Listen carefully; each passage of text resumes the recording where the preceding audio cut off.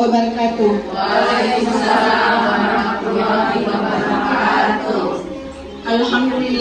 Alhamdulillahillazi nahmaduhu wa nasta'inu wa nastaghfir wa na'udzu billahi min syururi anfusina wa min sayyiati a'malina.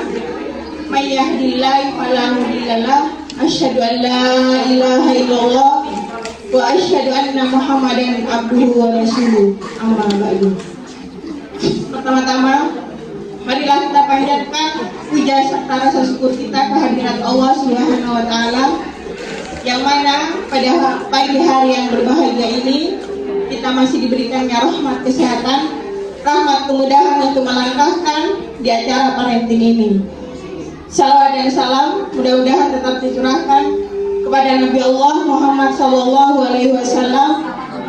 yang merupakan suri teladan kita, yang berhasil membawa kita dari zaman kegelapan menuju zaman yang terang benderang, yakni ad-dinul Islam. Untuk mempersingkat waktu, saya akan membacakan susunan acara pada pagi hari ini. Pertama, pembukaan.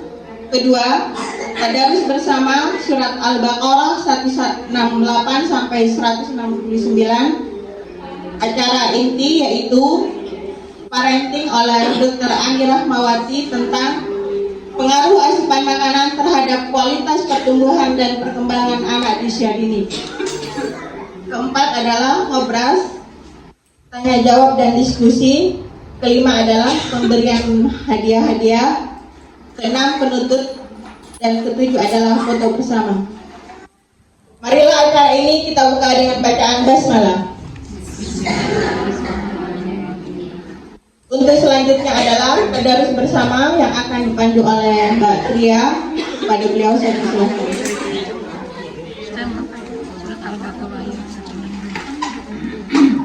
Baik, untuk suratnya adalah surat Al-Baqarah ayat 168 sampai 169. Mau dipersiapkan terlebih dahulu.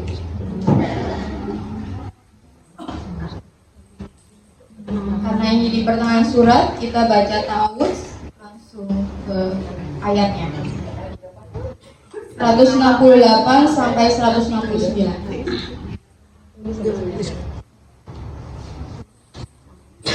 Baik, saya mulai. A'udzu billahi minasy syaithanir rajim. Ya ayyuhan nasu kulu mimma fil ardi halalan thayyiban wala tattabi'u khutuwatis syaitan innahu lakum aduwwum mubin. Innama ya'murukum bis-su'i wal fahsya'i wa an taqulu 'ala Allahi ma la ta'lamun.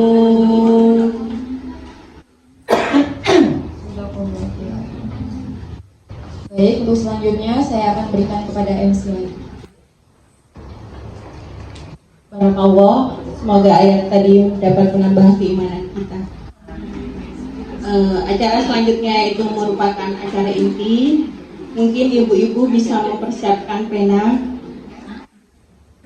biar bisa sesuatu ilmu itu dengan pena itu, masya Allah ya, kita bisa mengingatnya kembali. Untuk acara ini akan disampaikan oleh Dr. Ani Rahmawati.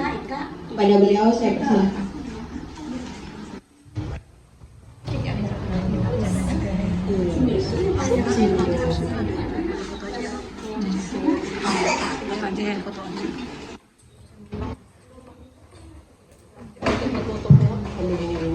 Assalamualaikum warahmatullahi wabarakatuh. Innal hamdalillahi nahmaduhu wa nasta'inuhu wa nastaghfiruh wa na'udzu billahi min shururi anfusina wa min sayyiati a'malina. May yahdihillahu fala mudilla lahu wa may yudlilhu fala hadiya lahu. Huwallazi arsala rasulahu bil huda wa dinil haqqi liyudhhirahu 'ala dini kullihi wa kafaa billahi shahida. Asyhadu an la ilaha illallah wa asyhadu anna Muhammadan abduhu wa rasuluh. Allahumma sholli wa sallim wa barik ala Muhammad wa ala alihi wa ashabihi ajma'in. Kita panjatkan puji dan syukur kehadirat Allah Azza wa Jalla, karena dengan berkat rahmatnya, kekuasaannya, serta kenikmatan yang sudah diberikan kepada kita semua, terutama nikmat iman, nikmat Islam, dan juga nikmat sehat walafiat, yang mana sampai saat ini kita masih bisa diberikan kesempatan untuk saling bertatap muka, saling bersilaturahim, dan saling menimba ilmu. Tidak lupa pula salawat dan salam tetap tercurahkan pada junjungan besar Nabi Muhammad SAW, pada para keluarganya, sahabatnya, dan para pengikutnya yang senantiasa tetap istiqomah dalam mengemban risalahnya, dan semoga kita pun termasuk dalam golongannya. Amin. Sebelumnya jazakumullahu khairan katsiro atas kesempatannya yang sudah diberikan kepada saya. Mungkin ini sudah sekian lama ya saya tidak bersilaturahim ke TK Robani ini, khususnya dalam memberikan tentang materi kesehatan ya. Baiklah, untuk persingkat waktu kita mulai saja sesuai dengan tema yang diminta. Ini ada berkaitan ya dengan anak-anak kita di usia-usia balita ya, di usia-usia anak sekolah TK ya, yang mana banyak sekali faktor yang menunjang untuk pertumbuhan dan perkembangan anak kita ya. Salah satunya dari unsur keadaan kesehatannya, status gizinya, pelayanan pendidikannya, kasih sayangnya ya, apalagi masalah spiritual ya, hubungan dengan orang tua dan keluarga itu cukup penting ya. Nah di sini saya ingin sedikit memberikan bagaimana pengaruh asupan makanan terhadap kualitas pertumbuhan dan perkembangan anak usia dini.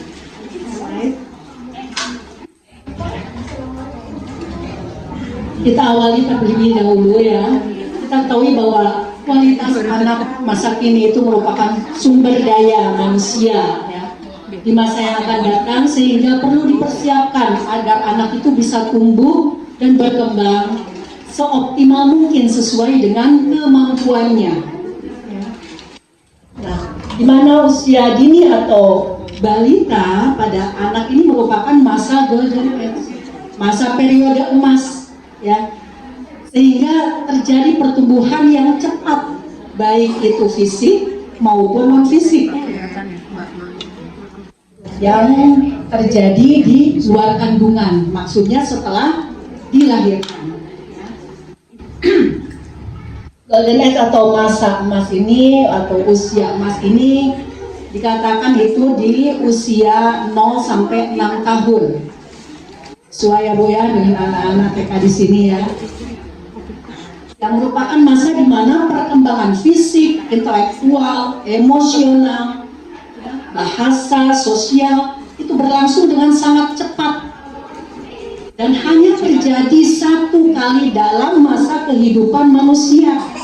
Jadi sungguh besar artinya ya ibu-ibu ya, kalau sampai terlewatkan masa-masa golden age ini. Gitu. Dan hanya terjadi dalam satu kali. Kadang kita pernah ya sampai bukan menyesal, istilahnya ya Allah sungguh cepat sekali pertumbuhan anak kita ini ya. Tiba-tiba sudah besar, tiba-tiba sudah remaja. Karena mungkin bisa jadi kita belum optimal dalam memberikan ya pengasuhan, apalagi dalam memantau mengetahui pertumbuhan dan perkembangannya.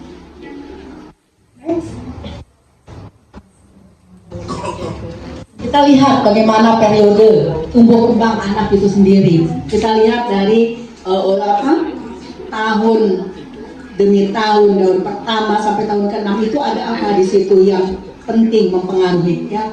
ternyata pada tahun pertama sampai tahun ke-6 itu ini merupakan suatu periode yang terpenting untuk merangsang pertumbuhan anak melalui perhatian kesehatan anak, ya, status gizi, penyediaan gizinya yang cukup, dan juga pelayanan pendidikan.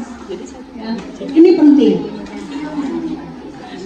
Kemudian di saat 3 tahun pertama itu pun pertumbuhan dan perkembangan sel-sel otak masih berlangsung dan terjadi pertumbuhan serabut-serabut saraf dan cabang-cabangnya, cabang-cabang serabut saraf, dan sehingga terbentuk jaringan saraf dan otak yang kompleks. Ya, perlu diingat ini 3 tahun pertama Bu, mungkin anak TK sudah lewat ya, tapi kita tetap memantau di masa periode emas ini sampai usia 6 tahun ya, di mana mulai ada tumbuh kembang, mulai dari pertumbuhan di jaringan otaknya, serabut-serabut saraf di otaknya itu cukup kompleks ya.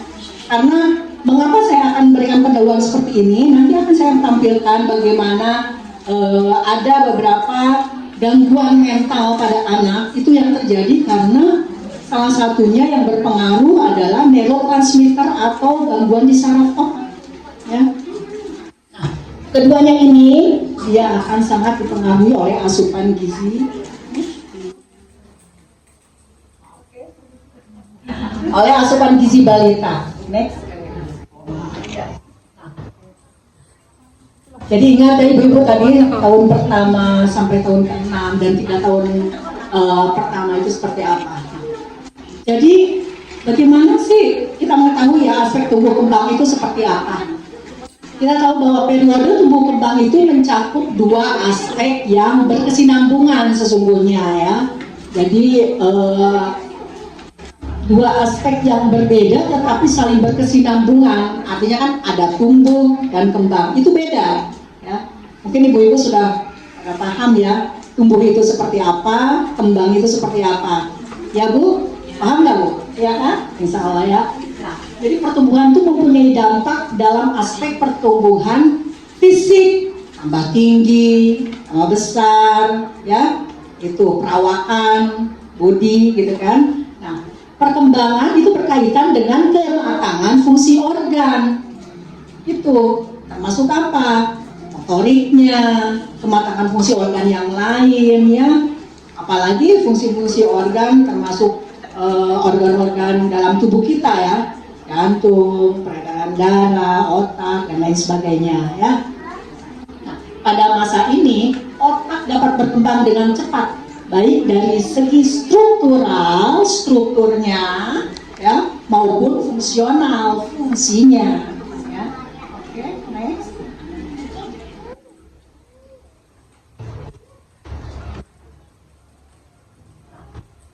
Sekarang apa sih sebenarnya yang bisa mempengaruhi dalam masalah tumbuh kembang anak ini ya? Sebenarnya yang pertama itu ternyata faktor herediter sebenarnya yang paling pertama ini yang berpengaruh. Ibu hafal Bu, apa paham Bu faktor herediter? Genetik ya, keturunan. Ini tidak bisa dipungkiri ya. Nah ini juga berpengaruh pada tumbuh kembang anak. Jadi kita tidak bisa menyalahkan siapa-siapa atau apa, ini sudah qadarullah. Allah menetapkan ya memang faktor herediter juga ikut mempengaruhi pada status tumbuh kembang anak. Ya. Yang kedua apa? Baru faktor lingkungan. Faktor lingkungan banyak, keluarga, lingkungan sekitar, ya lingkungan sekitar termasuk juga makanan-makanan yang ada di luar, ya termasuk hal-hal lain yang ikut berpengaruh yang ada di dalam lingkungannya yang mempengaruhi si anak itu sendiri. Ya. Kemudian faktor hormonal. Faktor hormonal ini sudah sunatullah memang berjalan dari mulai usia ke usia itu juga ikut berpengaruh. Ya. Adapun yang bisa mempengaruhi pada gangguan pertumbuhan anak seperti apa? Ini ada beberapa faktor. Ketika anak setelah dilahirkan, istilahnya postnatal ya, ketika anak sebelum dilahirkan dalam kandungan prenatal, kita bisa lihat ada faktor lingkungan postnatal. Apa sih yang bisa mempengaruhi gangguan pertumbuhan? Faktor sosial ekonomi, ya, ketika setelah dilahirkan itu berpengaruh, ya kan? Kadang dengan keterbatasan, ya, pasti akan mempengaruhi pada tumbuh kembang anak. Nutrisinya jelas pasti ya, karena secara ekonomi, status kesehatannya mempengaruhi juga, karena pasti terabaikan sedikit ya. Kemudian stimulasi dini yang tidak adekuat.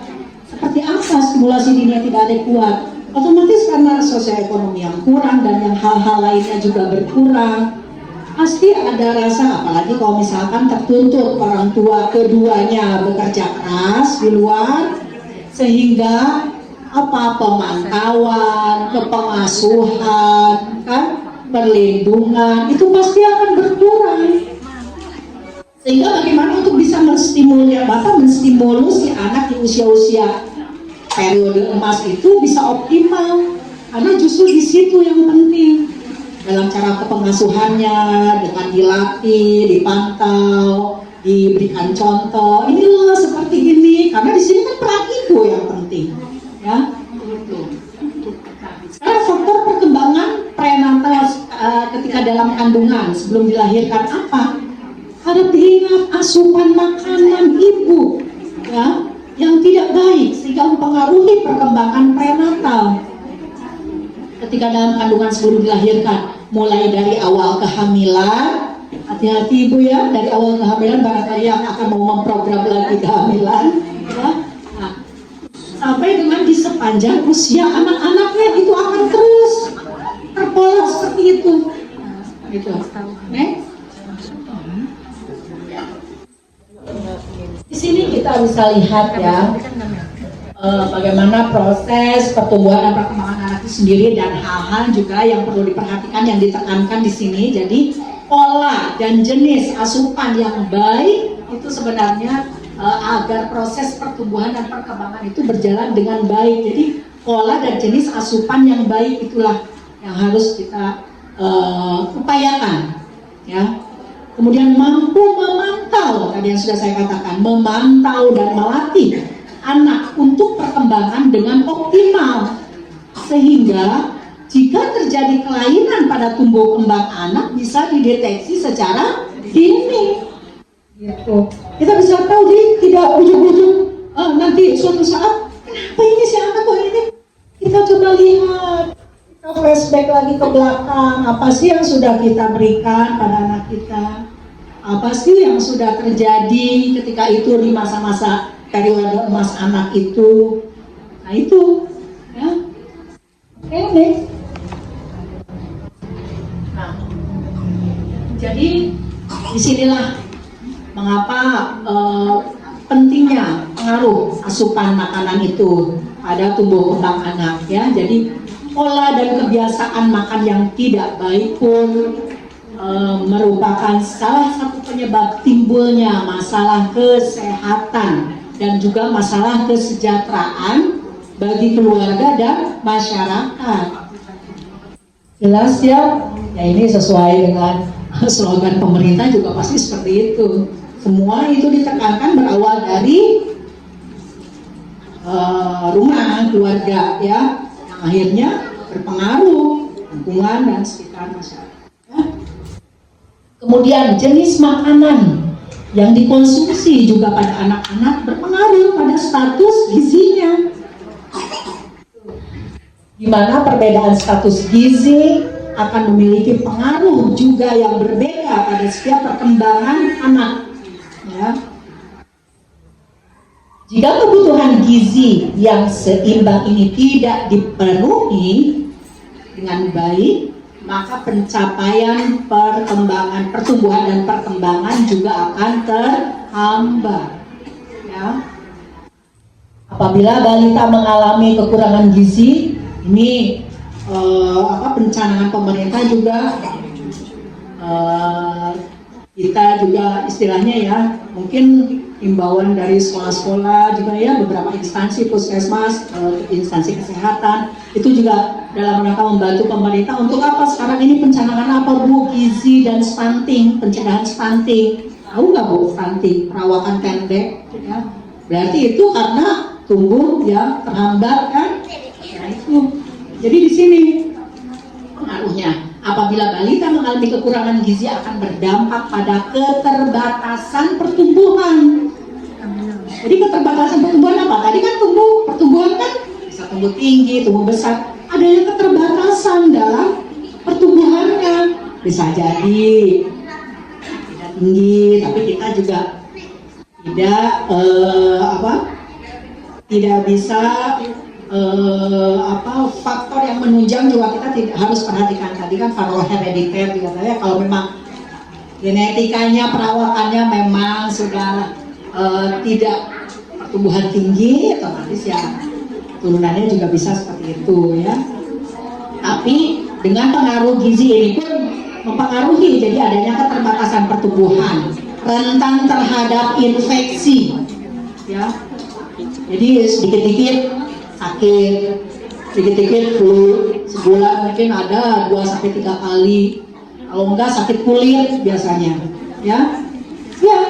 Jadi peradangan di kulit, infeksi di kulit. Kenapa kok jadi bujuk-bujuk ke kulit? Iya, karena kan jaringan kulit kita itu kan memang dia perlu apa? Perlu zat pembangun, protein itu. Jadi dengan kurang gizi ini istilahnya sebenarnya kurang kalori protein. Kalau anak kurang gizi itu jadi bisa timbul peradangan kulit dan akhirnya bisa menghambat perkembangan. Awalnya pertumbuhannya terbatas sehingga perkembangannya pun terganggu ya.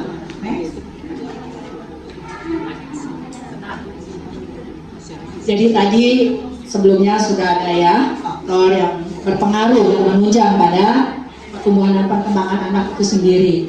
Sekarang pun faktor hambatan dalam pemberian makan bagi tumbuh kembang anak. Kita perlu perhatikan di sini ya. Apa sih yang ikut berperan, ikut berpengaruh? Kurangnya peran orang tua dirasakan mungkin masih minim ya, gitu ya. Sekarang ini untuk membiasakan anak makan yang sehat, apalagi Bu industri makanan yang berlomba-lomba dalam menyajikan makanan-makanan yang menarik. Di situ juga dengan berbagai bahan tambahan yang ada ya, yang menarik untuk anak-anak ya. Jadi kita tidak bisa memungkiri semua ini juga yang berperan ya dari adanya hambatan untuk tumbuh kembang anak itu. Kemudian perilaku konsumtif orang tua ya akan menambah daftar panjang pemberian makanan yang tidak sehat bagi anak.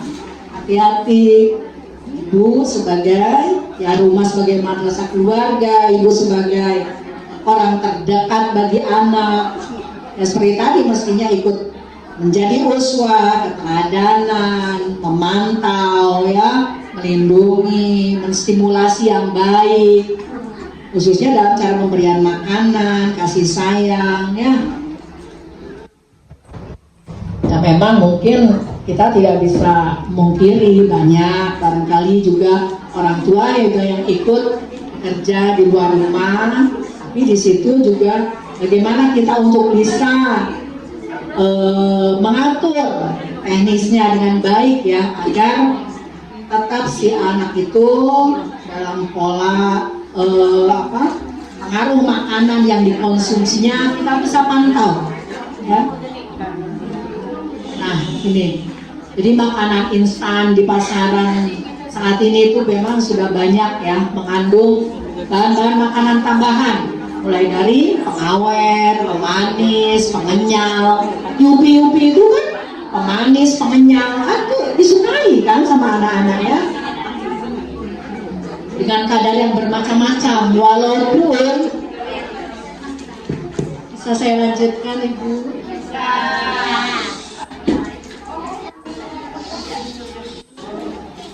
Jadi meskipun dengan kadar yang kecil dan memang sudah mendapat izin dari BPOM ya, Badan Pengawas Obat dan Makanan ini, tapi tetap dia akan terakumulasi, apalagi dia dengan terus menerus lagi terus makanannya diselingi seperti itu ya, itu akan berbahaya juga ya. Jadi itu tadi ya, itu sudah saya sampaikan bagaimana faktor yang bisa mempengaruhi pertumbuhan perkembangan dari makanan, dari kepengasuhan, serta pendekatan dari orang tua itu sendiri, serta bagaimana kita bisa melihat di luar dengan banyaknya jenis makanan yang ada ya. Jadi di sini ibu perlu memilah-milah. Ya. Jadi bukan berarti anak tidak mengenal sama sekali, tapi tidak boleh dibiasakan dan juga tidak terakumulasi terus-menerus dan berlebihan. Ya. Kita lihat apa sih sebenarnya kebutuhan gizi yang baik itu untuk balita itu. Kebutuhan zat gizinya itu seperti apa? Nah ini yang perlu ditekankan ya, karena inilah nanti yang bisa diberikan pada anak-anak kita ya. Jadi sesungguhnya unsur gizi itu ada dua bagian global, unsur gizi makro ya, yaitu berupa apa Bu makro itu? Karbohidrat, yang tiga hal itu, karbohidrat, protein, lemak. Karbohidrat sebagai apa Bu? Biasanya sebagai penghasil energi, tenaga ya, makanya perlu hati-hati ya.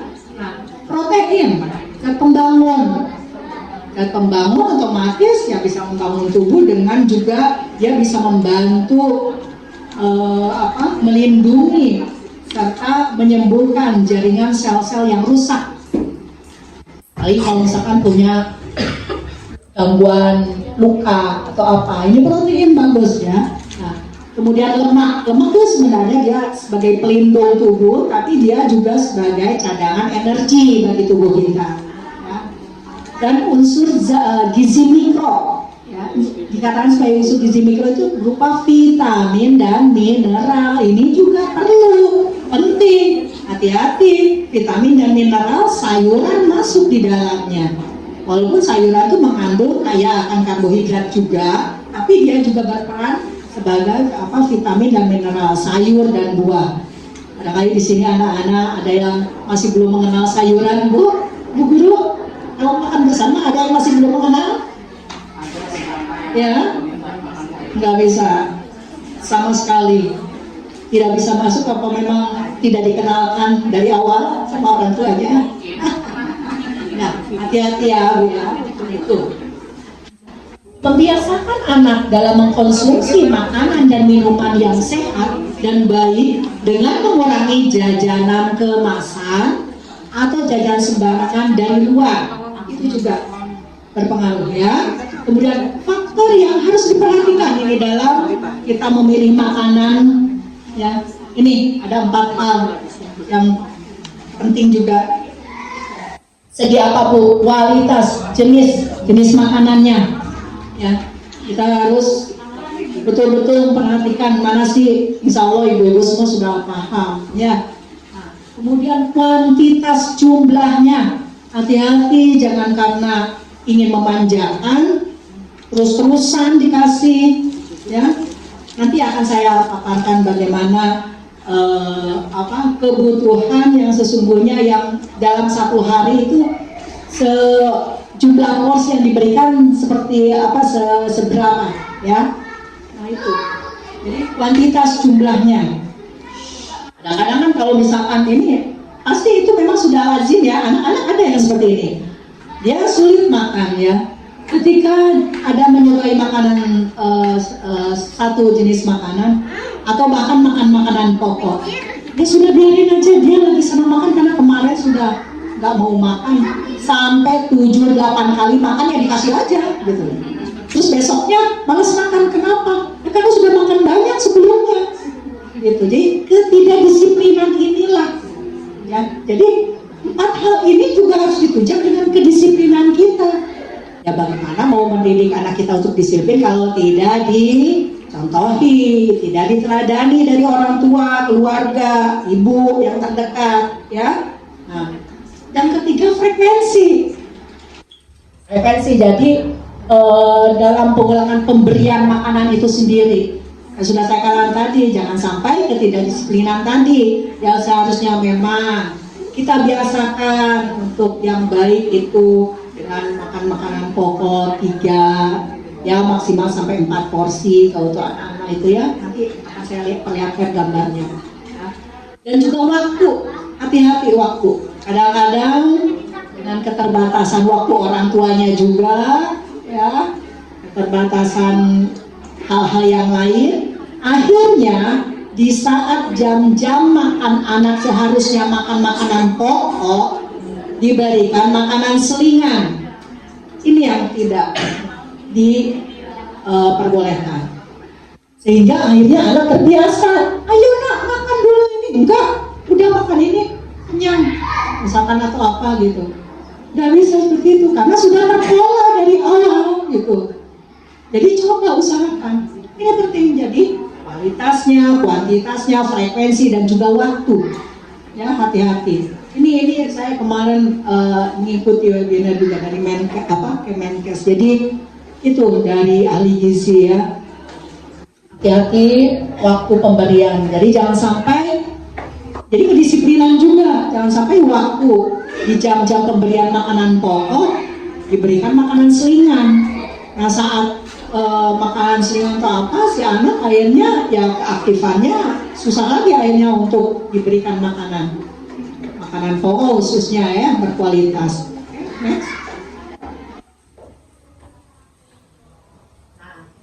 Ini Bu ya, mungkin bagaimana stimulus kita ya, cara pendekatan kita dalam pemberian makan pada anak-anak sebenarnya banyak caranya Bu ya. Tapi hati-hati di sini, Ibu bisa lihat, jangan sampai Bu, karena sampai saat ini kan apa Bu yang paling sangat mengganggu apa Bu? Benda apa Bu? Benda yang gepeng itu Bu. Hah? Benda yang gepeng itu, kalau orang bilang setan gepeng. Itu kadang untuk bisa, biar sama-sama jalan ya.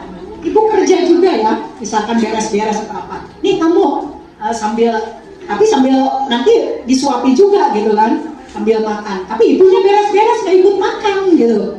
Terus saya itu anaknya, nah ini Ma, ada permainan game, ayo ibu sambil ini ya, sambil main game. Atau bahkan mungkin udah sambil main game, tanpa dilihat lagi. Ya, kalau orang dewasa kan bisa dicailin ya, apa yang dimakan, malah diganti sama benda. Nah, kadang kan dibiasakan seperti itu karena diiming-imingi ini tadi, tontonan, gadget, gitu kan. Kalau zaman dulu kan masih renceng-rencengan dong ya, renceng-rencengan apa yang minim itu, bahkan justru lebih bagus dengan penuh kasih sayang. Ayo makan ya, ibu juga makan sambil renceng-renceng. Sekarang sudah nggak zamannya lagi kayak gitu kan? Iya, malah pakai gadget. Ayo biar sama-sama jalan. Malah si anak tuh sampai nggak melihat gitu apa yang disuapinnya. Yang penting maunya mangap aja sambil lihat karena seru gitu kan. Ya itu, ya hati-hati itu ya. Ini penting itu saya tuh sampai ya ketika saya ngikuti webinar juga, aduh ya Allah ya betul juga gitu kan. Nah, terus lebih baik bila ikut makan bersama dengan orang tuanya.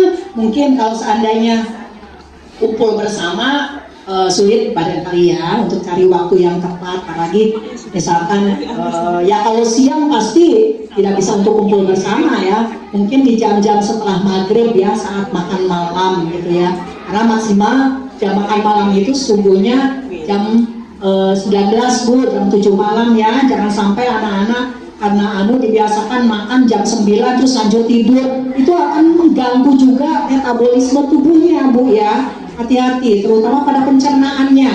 Nanti saat terbangun atau apa biasanya akan terjadi hal-hal yang tidak diinginkan ya. Jadi jangan dibiasakan seperti itu, terlalu malam setelah itu lanjut tidur.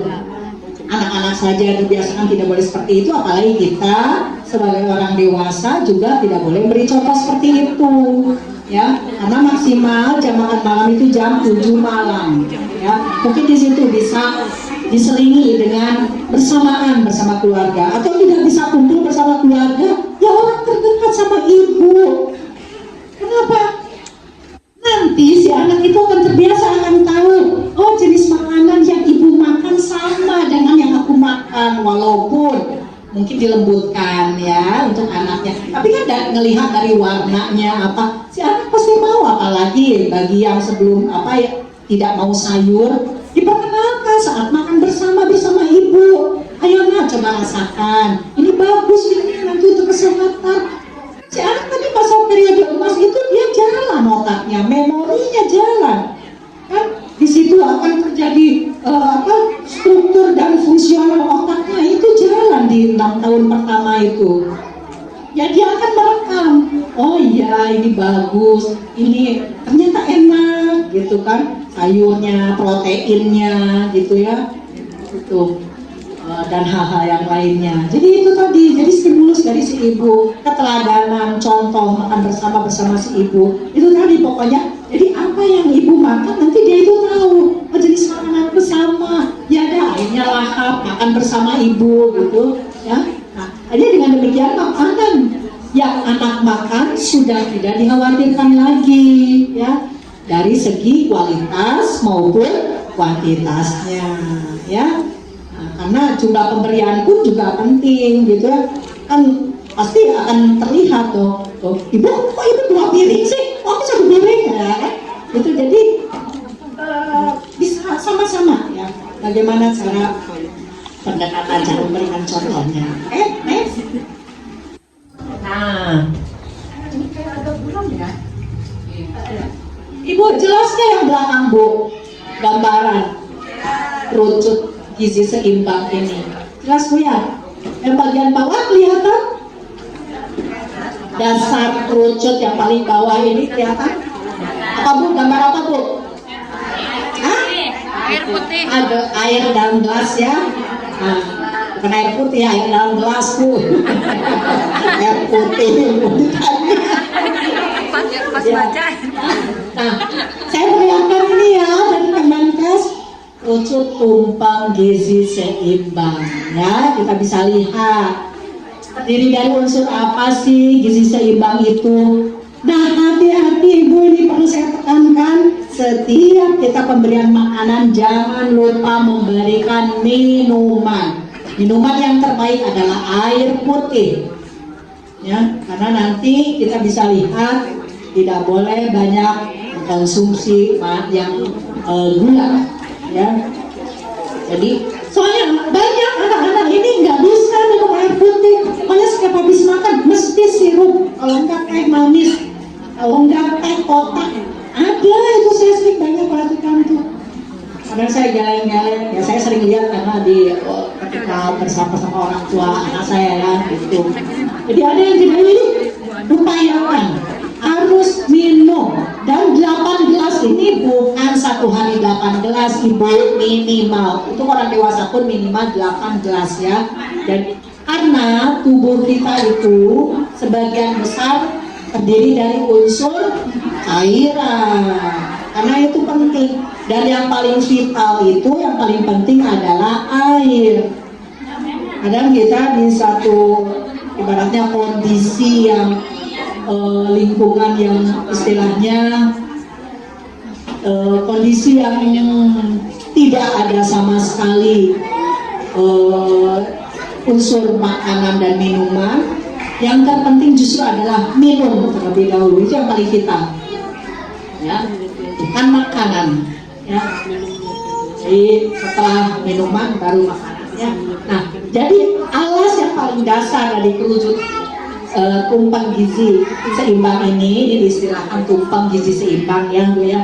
Yang paling dasar adalah air putih minimal 8 gelas, setara dengan 1 liter maksudnya ya. Nah kemudian disusul bagian atasnya lagi semua air apa? Makanan pokok sebanyak 3 sampai 8 porsi ya.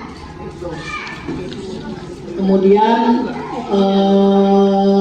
sayuran 3 sampai 5 porsi juga, buah-buahan, kemudian protein 2 sampai 3 porsi, kemudian protein hewani 2 sampai 3 porsi juga. Jadi ternyata protein itu kedudukannya masih di atas. Jadi hati-hati, jangan dibiasakan anak banyak makan protein. Maksudnya terlalu tinggi protein, walaupun itu penting, tapi kebutuhan akan karbohidrat, sayur, buah juga itu harus ditunjang, ya.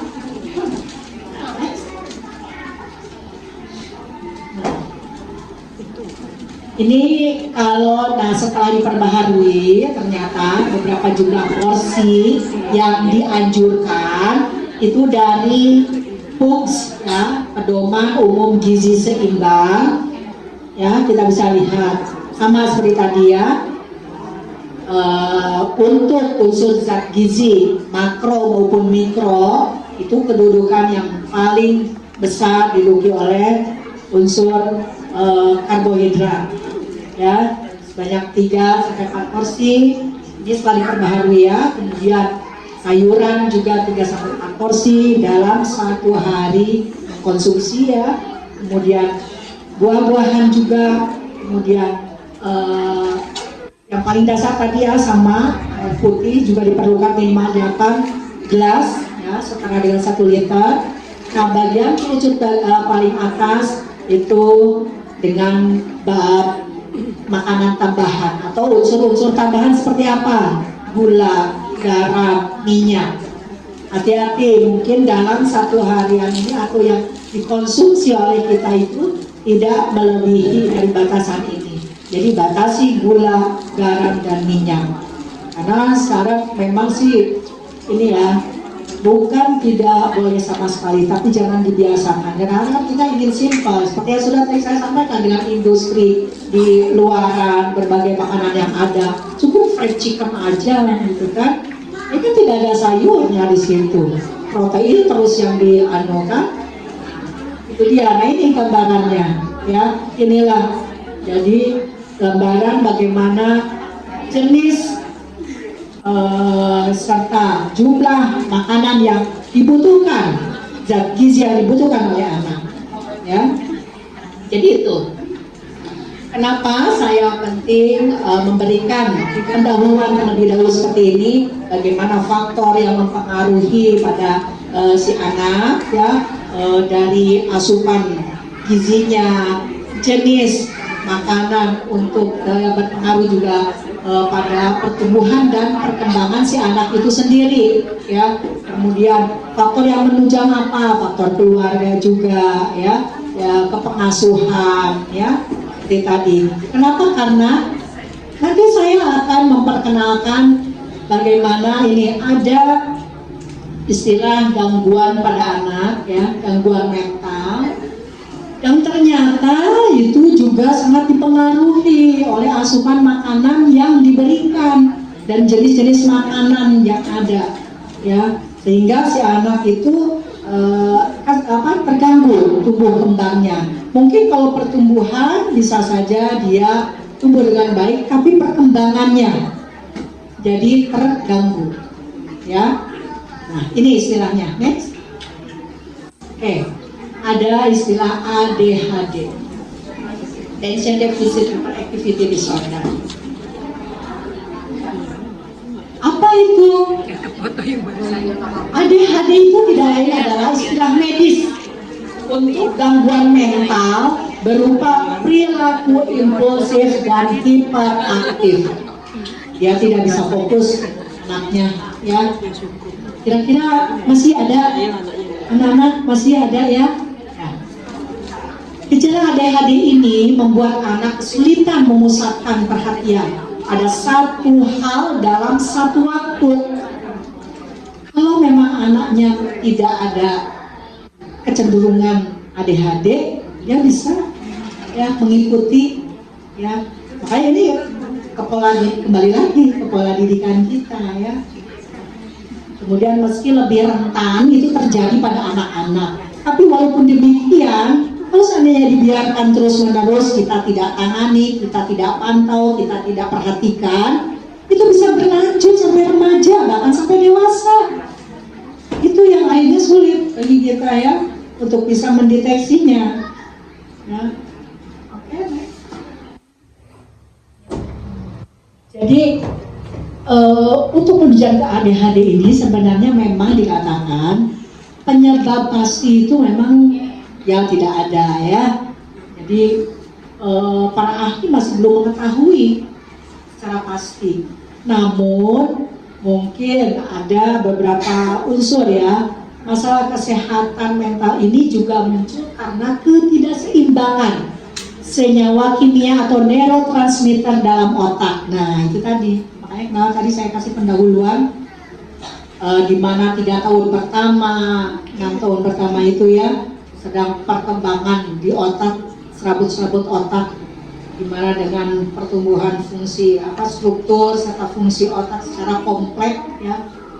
Hanya di situ mulai perhatian khusus, tidak saja asupan makanan, kesehatan, pemantauan, perlindungan, kepengasuhan ya, pendidikannya itu penting. Nah, para ahli menduga ada beberapa kondisi yang bisa memicu ya. Jadi bisa memicu ini ya terjadinya kondisi ADHD ini pada anak ya. Antara lain apa? Sama jelas genetik ya. Bisa jadi mungkin salah satu dari kedua orang tua merupakan faktor penting juga ya dalam berkembangnya kelainan ADHD ini ya.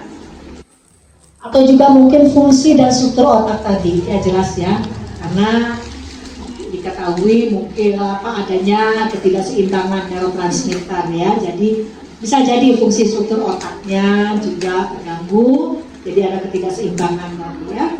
Kemudian paparan neurotoksin selama kehamilan, Ibu hati-hati ya, bisa jadi itu ikut memicu. Makanya kenapa kita kembalikan lagi apa sih yang sudah kita lakukan selama masa kehamilan, setelah dilahirkan. Makanya itu akan berperan setelah anak itu lahir tadi yang sudah saya paparkan. Ya, tuh. Neurotoksin, jadi adanya zat-zat racun yang akhirnya bisa mempengaruhi ke saraf. Jadi diduga ada hubungan bahan kimia neurotoksin tertentu, yaitu timbal dan beberapa jenis pestisida. Ya. Makanya Ibu kalau memberi beberapa produk jenis makanan, barangkali di supermarket atau di toko, coba lihat ingredientsnya itu, komposisinya, ada timbal nggak dengan presentasenya segimana, ya. Apalagi pestisida, kadang-kadang kan mungkin selama kehamilan ada yang demen lalapan, ya kan? Pestisida itu kan biasanya berupa semprotan kan, semprotan serangga. Bahkan kadang pada sayuran. Justru begini Bu, Ibu pernah lihat nggak kalau misalkan sayur sawi hijau itu bolong-bolong tuh, itu kan apa?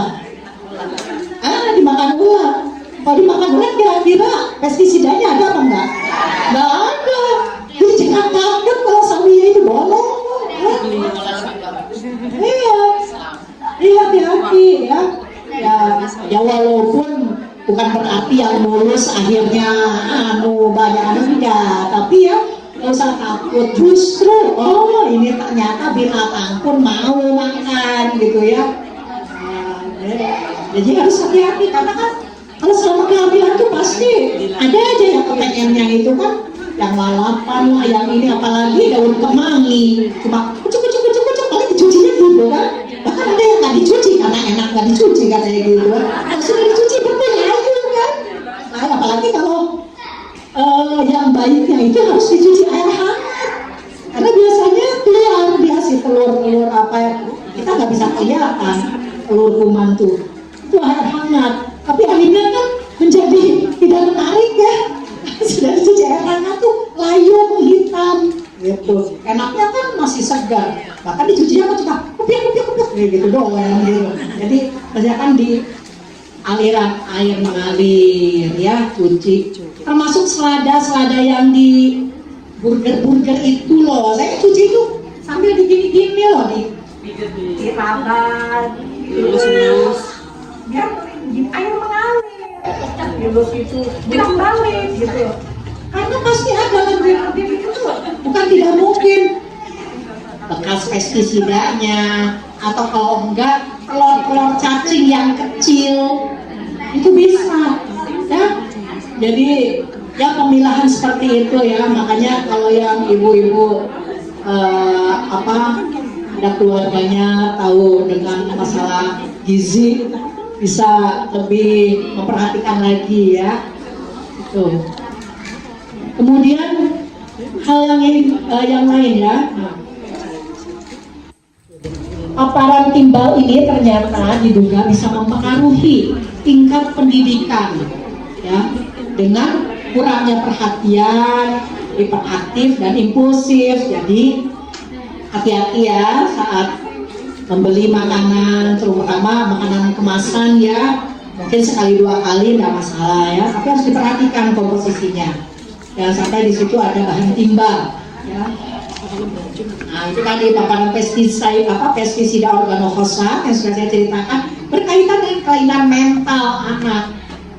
Itu saat ibu makan ketika dalam kandungan, ketika masih anak dalam kandungan gitu, karena terakumulasi terus menerus akhirnya numpuk, akhirnya berefek setelah numpuk itu kan itu.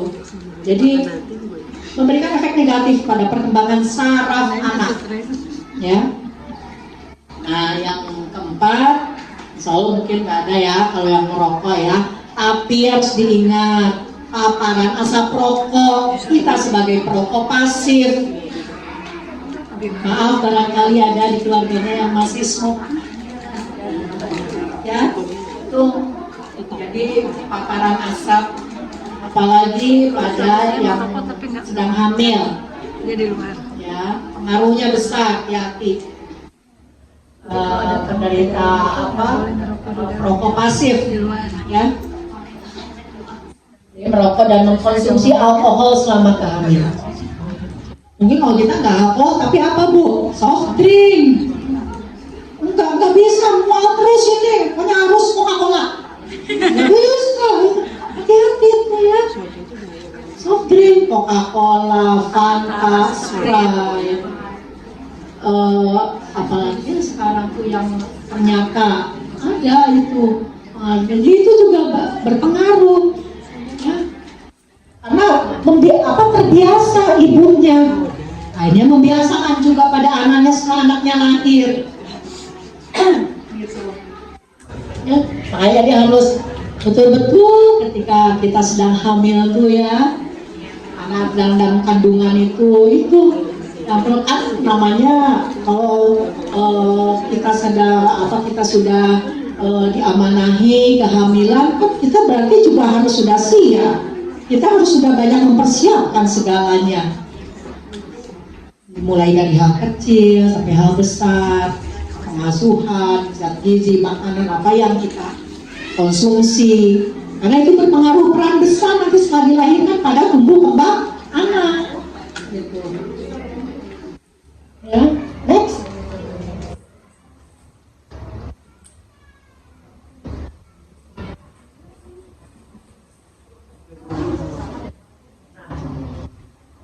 Jadi tadi penyebab pasti tidak ada ya, tapi diduga adanya ketidakseimbangan senyawa bahan kimia neurotransmitter juga mempengaruhi.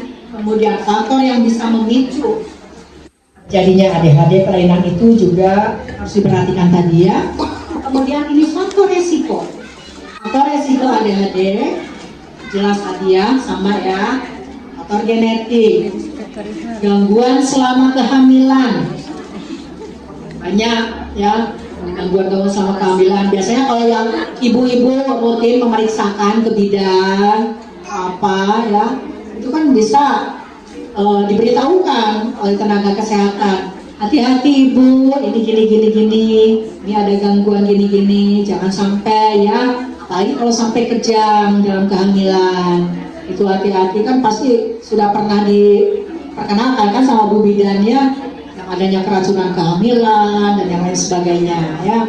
Kemudian kelahiran prematur, kurang bulan, kurang waktu, atau BBLR, berat badan, lahir rendah ya. Ini juga bisa memicu ternyata ya. Kemudian trauma kepala dan paparan timbal tadi. Trauma kepala bisa mungkin karena terjatuh atau apa ya. Terus gangguan neurologis. Nah, anak dengan riwayat gangguan neurologis atau kesehatan mental lainnya, ini juga menjadi faktor resiko ya, seperti gangguan spektrum autis ya. Ini juga faktor risiko untuk bisa terjadinya gangguan berupa ADHD ya. Kemudian faktor lingkungan, jelas faktor lingkungan ya. Ya kita bisa berpikir banyak ya faktor lingkungan yang mempengaruhi ini ya. Nah, kurang gizi dan istirahat. Hati-hati pada anak-anak yang kurang istirahatnya Bu, akibat si gepeng itu tadi ya, hati-hati ya. Biasakanlah kedisiplinan yang diajarkan pada kita ya, pada anak oleh kita ya. Kedisiplinan saat jam makan, kedisiplinan saat jam belajar, jam bermain, jam tidurnya, karena ini mempengaruhi. Kurang gizi dan istirahat itu bisa mempengaruhi konsentrasi dan perilaku yang berkaitan dengan gejala ADHD. Coba deh Ibu perhatikan, pasti banyak ada yang alami ya Bu ya, ada yang nggak yang alami sulit tidur, kadang-kadang begitu terbangun uring-uringan, pasti ada kayak gitu karena istirahatnya kurang gitu. Apalagi kalau misalnya terus-menerus dibawa keluar kota pakai motor lagi, anak itu lelah, kurang istirahat, kita aja capek, sakit badan biasanya kan ya. Kalau dia anak-anak, cuma kan anak-anak gak bisa mengungkapkan gitu. Oke. Nah, apa sih gejalanya ini? Tadi kan sudah di awal, dia susah untuk memusatkan perhatian ya Bu ya. Jadi yang pertama, gejala ADHD ini kesulitan untuk memperhatikan dan tetap teratur.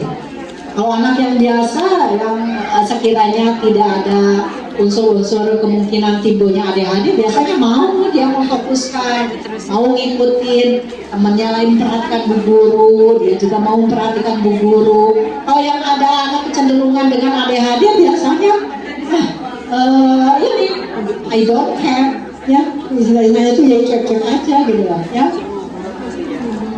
Kedua, memiliki kegelisahan yang berlebihan, gelisah dia, nggak mau diam jadinya. Ya, terus anak sulit berfokus pada aktivitas dan menjadi mudah terganggu. Ya, tentang perhatian yang rendah, jelas kurang fokus, perhatiannya rendah ya. Saat bermain atau mengerjakan tugas sekolah, nah di sini mungkin perlu ketelatenan kalau seandainya memang ada anak yang kecenderungan. Ini kemungkinan apa sudah ke arah ADHD atau tidak gitu kan. Tuh, terus selalu membutuhkan gerakan atau sering berlarian. Dia kan nggak istilahnya apa ya, cuek. Jadi ya udah nggak fokus, dia nggak mau tahu sekitar, ya kan? Karena faktor faktor yang berpengaruh menunjang juga tadi kan ada gangguan mental sebelumnya bisa terjadi timbulnya ADHD ya. Kemudian bicara berlebihan dan menyela orang lain. Anak-anak pasti seperti itu kan. Bicara aja saat guru ngajar atau ya asik sendiri, bicara apa. Kadang disinggung sama temannya, gitu ya, seperti itu. Oke, lanjut. Ya sebenarnya kalau dalam segi medis terapi ya ADHD ini yang diberikan obat ya. Kalau sudah memang betul ini kecenderungan ada kelainan atau gangguan ke arah ADHD tadi, attention deficient hyperactivity ya. berupa metilfenidat ya. Ini mungkin hanya tenaga medis yang tahu ya jenis obat ini. Kemudian psikoterapi perilaku kognitif dengan tujuan apa? Mengubah perilaku dan pola pikir mereka ketika sedang berada pada kondisi atau permasalahan tertentu. Ya, kita berikan terapi terapi perilaku yang kognitif ini. Ya. Kemudian terapi psikoedukasi, ajak penderita untuk bercerita. Ya. Oh ya, kemudian yang terakhir itu terapi interaksi sosial. Nah ini yang berperan orang tua, pengasuhnya, babysitter mungkin kalau ada ya, yang terdekat, ya, guru, ya. Ini kan di sini udah ya, udah. Oh enggak, berarti tidak ada jam makan bersama lagi. Ada, di sini bisa diperhatikan ya. Ada, nah, dengan jalan biasanya ya, dengan terapi interaksi sosial itu ya, dengan memberikan reward ya. Jangankan anak, kadang kita yang sudah dewasa aja udah mama kan pengennya ada apresiasi dong ya, apalagi anak-anak gitu kan. Jadi solusi ketika berperilaku buruk, arahan kegiatan anak sesuai apabila tasnya ya. Oke, next.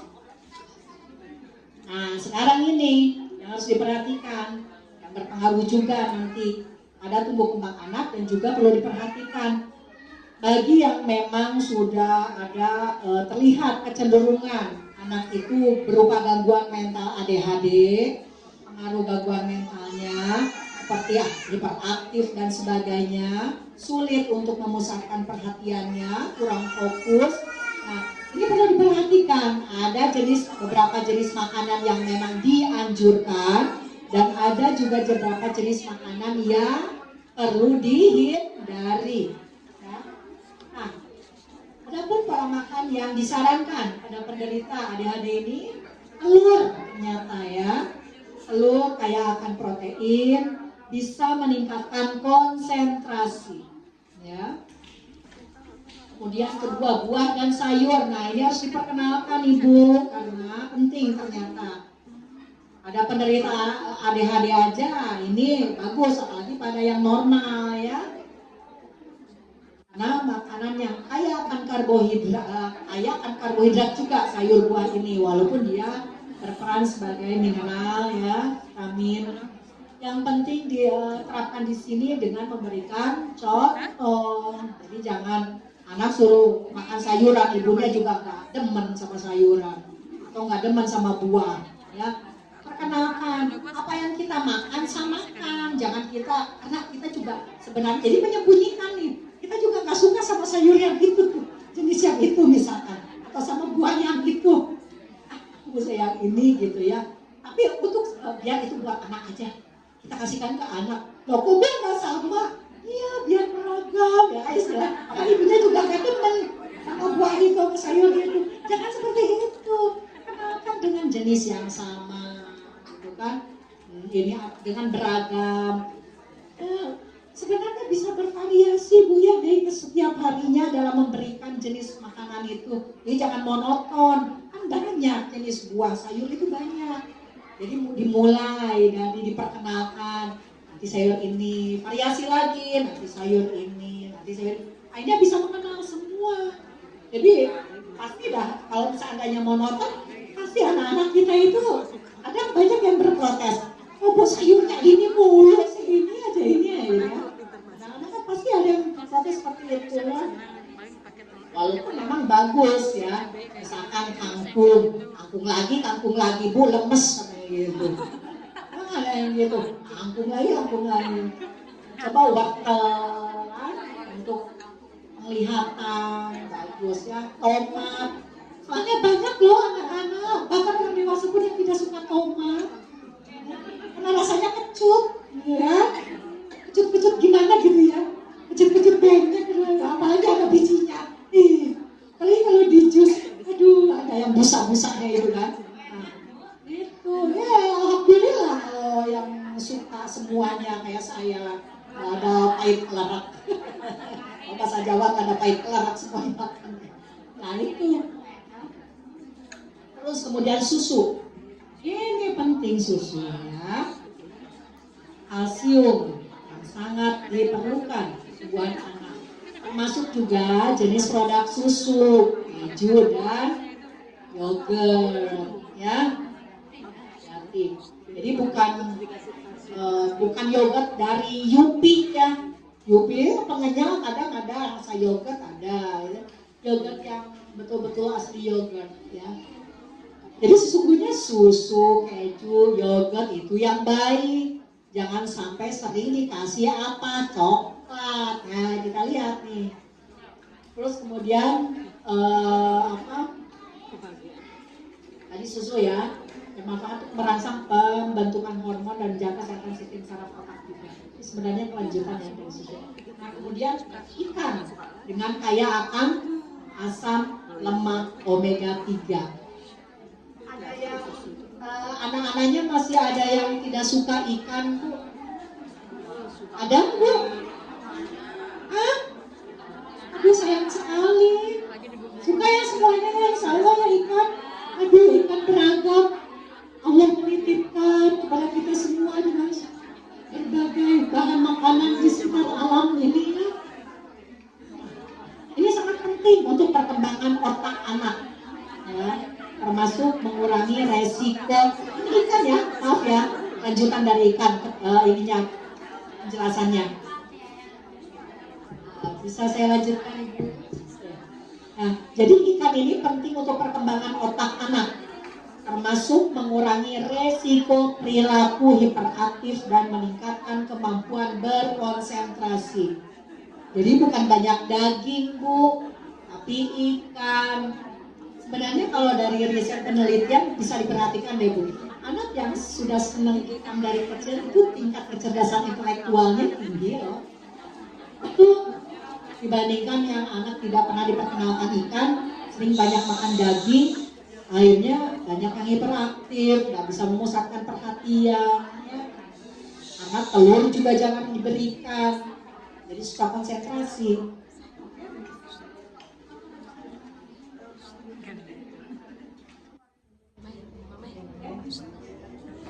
Nah ini, nah itu tadi ya yang dianjurkan. Sekarang yang perlu dihindari, tidak saja pada anak-anak yang kecenderungan mempunyai gangguan mental atau kelainan hiperaktif, tapi juga bagi anak-anak kita ya yang insya Allah tidak ada masalah apa-apa, ini juga perlu dihindari. Yang pertama yaitu permen. Nah ini jenis gula-gula ini membuat anak menjadi lebih aktif, Bu, dengan gula-gula permen atau mengalami sugar rush akhirnya, dikatakannya seperti itu ya. Anak akan sulit mengontrol perilakunya ya. Kedua, makanan atau minuman yang mengandung pemanis buatan. Sekarang sudah hampir semua ya diselipin, walaupun dengan kadar yang minim, tapi kalau terus-terusan ya terakumulasi juga penuh di dalam otak ya. Itu mulai dari ale-ale, teh pucuk, kopi oren, hati-hati tinggi sekali. Coba Ibu selalu membaca ya komposisinya. Di situ ada sorbitol, pemanis buatannya itu seperberapa persentasenya. Kopi oren tinggi loh. Ya, bahkan pada penderita, pada dia dewasa pun penderita diabetes, aduh harus hati-hati itu kopi oren. Kan seger, vitamin jeruk katanya. Iya, tapi orang pemanis buatannya banyak. Teh pucuk juga sebenarnya ada itu, apalagi teh kotak ya sejenis itulah ya. Nah, kemudian ini dia nih makanan cepat saji ya, apalagi makanan cepat saji ini. Nah ini saya lanjut ya, ikan yang mengandung merkuri seperti ikan makarel pada menjadi hiperaktif ya. Makarel, sarden, di sarden itu ya ada ikan makarel, sudah mah siap saji berupa kalengnya. Kita tahu nanti bahan komposisinya, barangkali ada bahan pengawetnya berapa, dan lagi jenis ikan makarel ya. Ini biasanya akan memberikan anak kecenderungan jadi hiperaktif, Bu ya. Jadi ikan pun ternyata harus diperhatikan. Ya mungkin selain ikan makannya alkotodak ini lebih bagus ya. Jadi perlu dihindari kalau untuk yang ikan makan alkotodak ini ya. Nah yang kelima ini kafein, coklat ibu ya, coklat, kopi, teh. Karena jangan salah loh, anak-anak ada yang suka kopi loh dari kecil.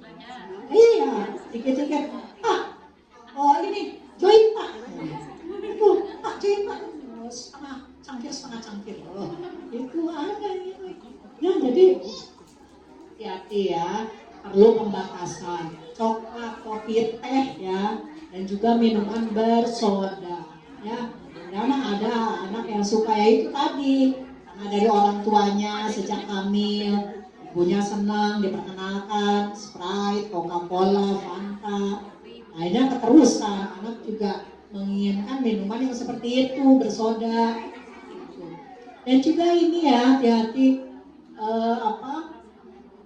pada minuman ini. Sekarang itu Nutrisari kadang ada sodanya loh. Coba dilihat komposisinya. Ya.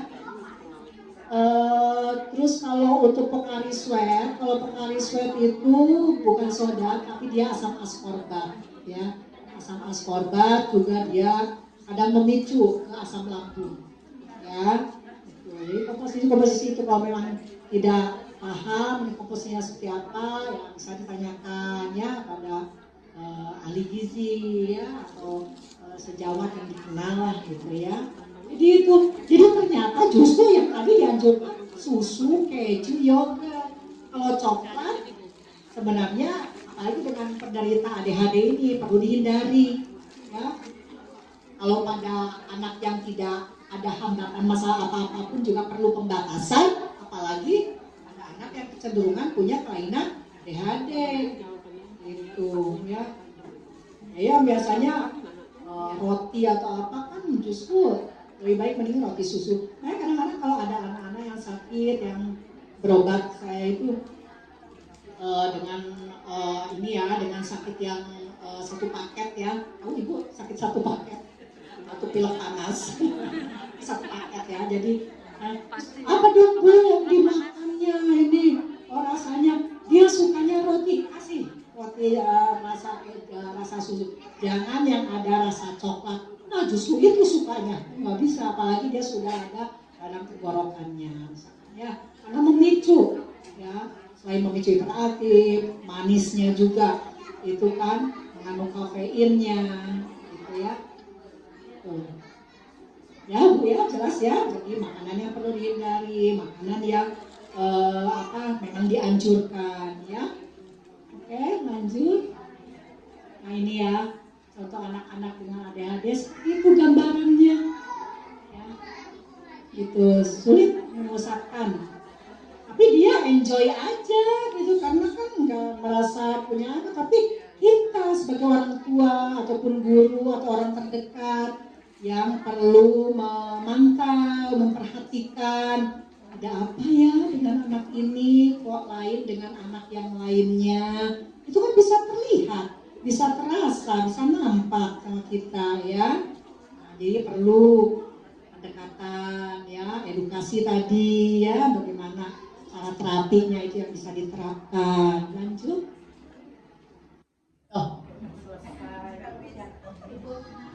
Alhamdulillah, nah itu saja mungkin bisa saya sampaikan, mudah-mudahan bisa bermanfaat untuk kita semua.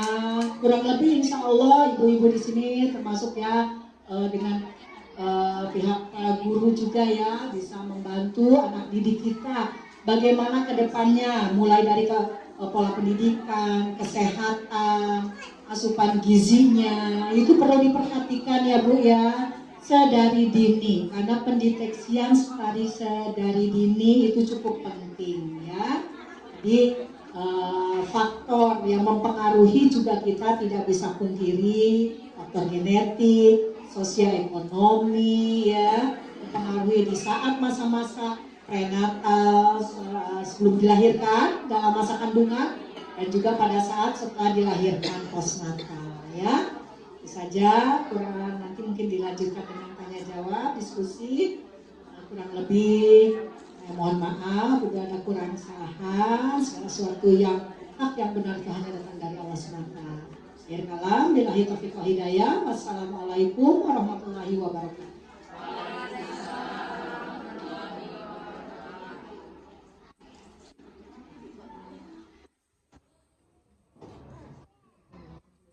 Masya Allah, materi yang disampaikan oleh Dokter ini sangat bermanfaat banget. Banyak pengetahuan yang kita dapat di situ, terutama kita sebagai orang tua yang merupakan sangat penting peran kita dalam tumbuh kembang anak-anak kita. Untuk selanjutnya kita memasuki acara ngobras. Untuk menyemangati semuanya, mungkin kita angankan tentang ngobras itu apa ya, gitu ya. Ngobras itu apa ya ibu-ibu?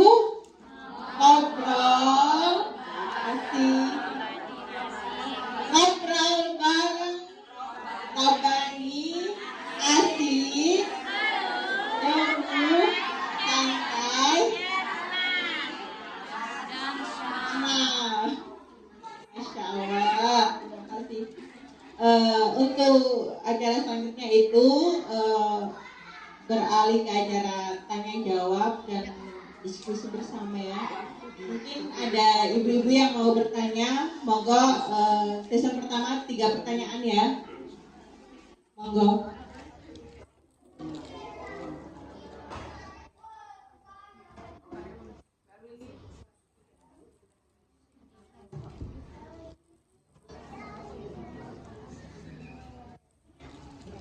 Assalamualaikum warahmatullahi wabarakatuh. Terima kasih atas waktunya. Begini dokter, yang ingin saya tanyakan, bagaimana cara mensiasati asupan gizi bagi anak yang memiliki faktor herediter atau genetik? Karena untuk anak yang demikian kan banyak tantangan dalam konsumsi makanan. Faktor herediter atau genetik. Ya, sedangkan harapan orang tua itu kan ingin anaknya mendapatkan gizi seimbang. Demikian. Assalamualaikum warahmatullahi wabarakatuh.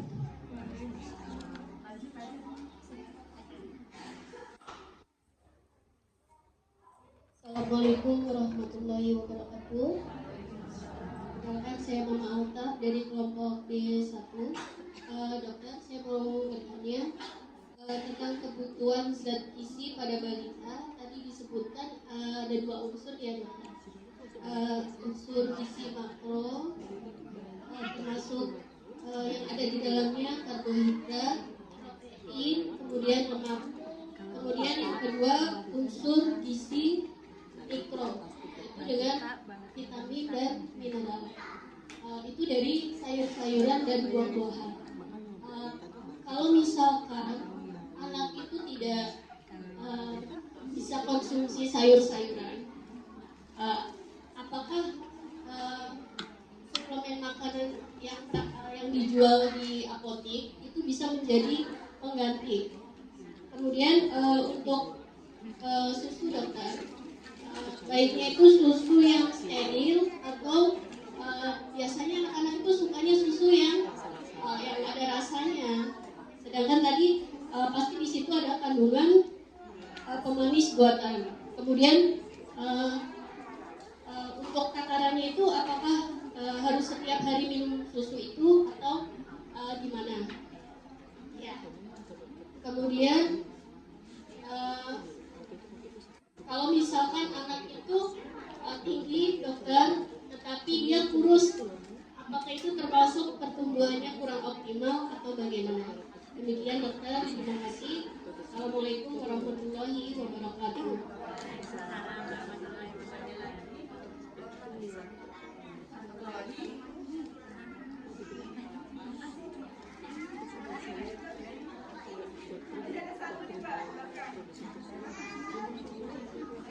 Assalamualaikum warahmatullahi wabarakatuh.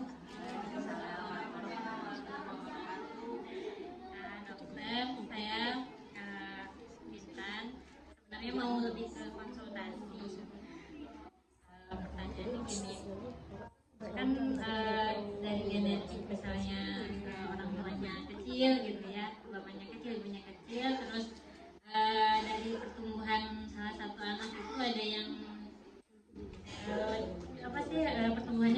makan gitu, misalnya di kelas itu paling kecil ya. Nah itu tuh gimana ya ininya solusinya, apa harus makan yang seperti apa, terus harus olahraga seperti apa untuk anak itu supaya seperti yang lain gitu. Ya, dan gitu aja konsultasi saya. Assalamualaikum warahmatullahi wabarakatuh.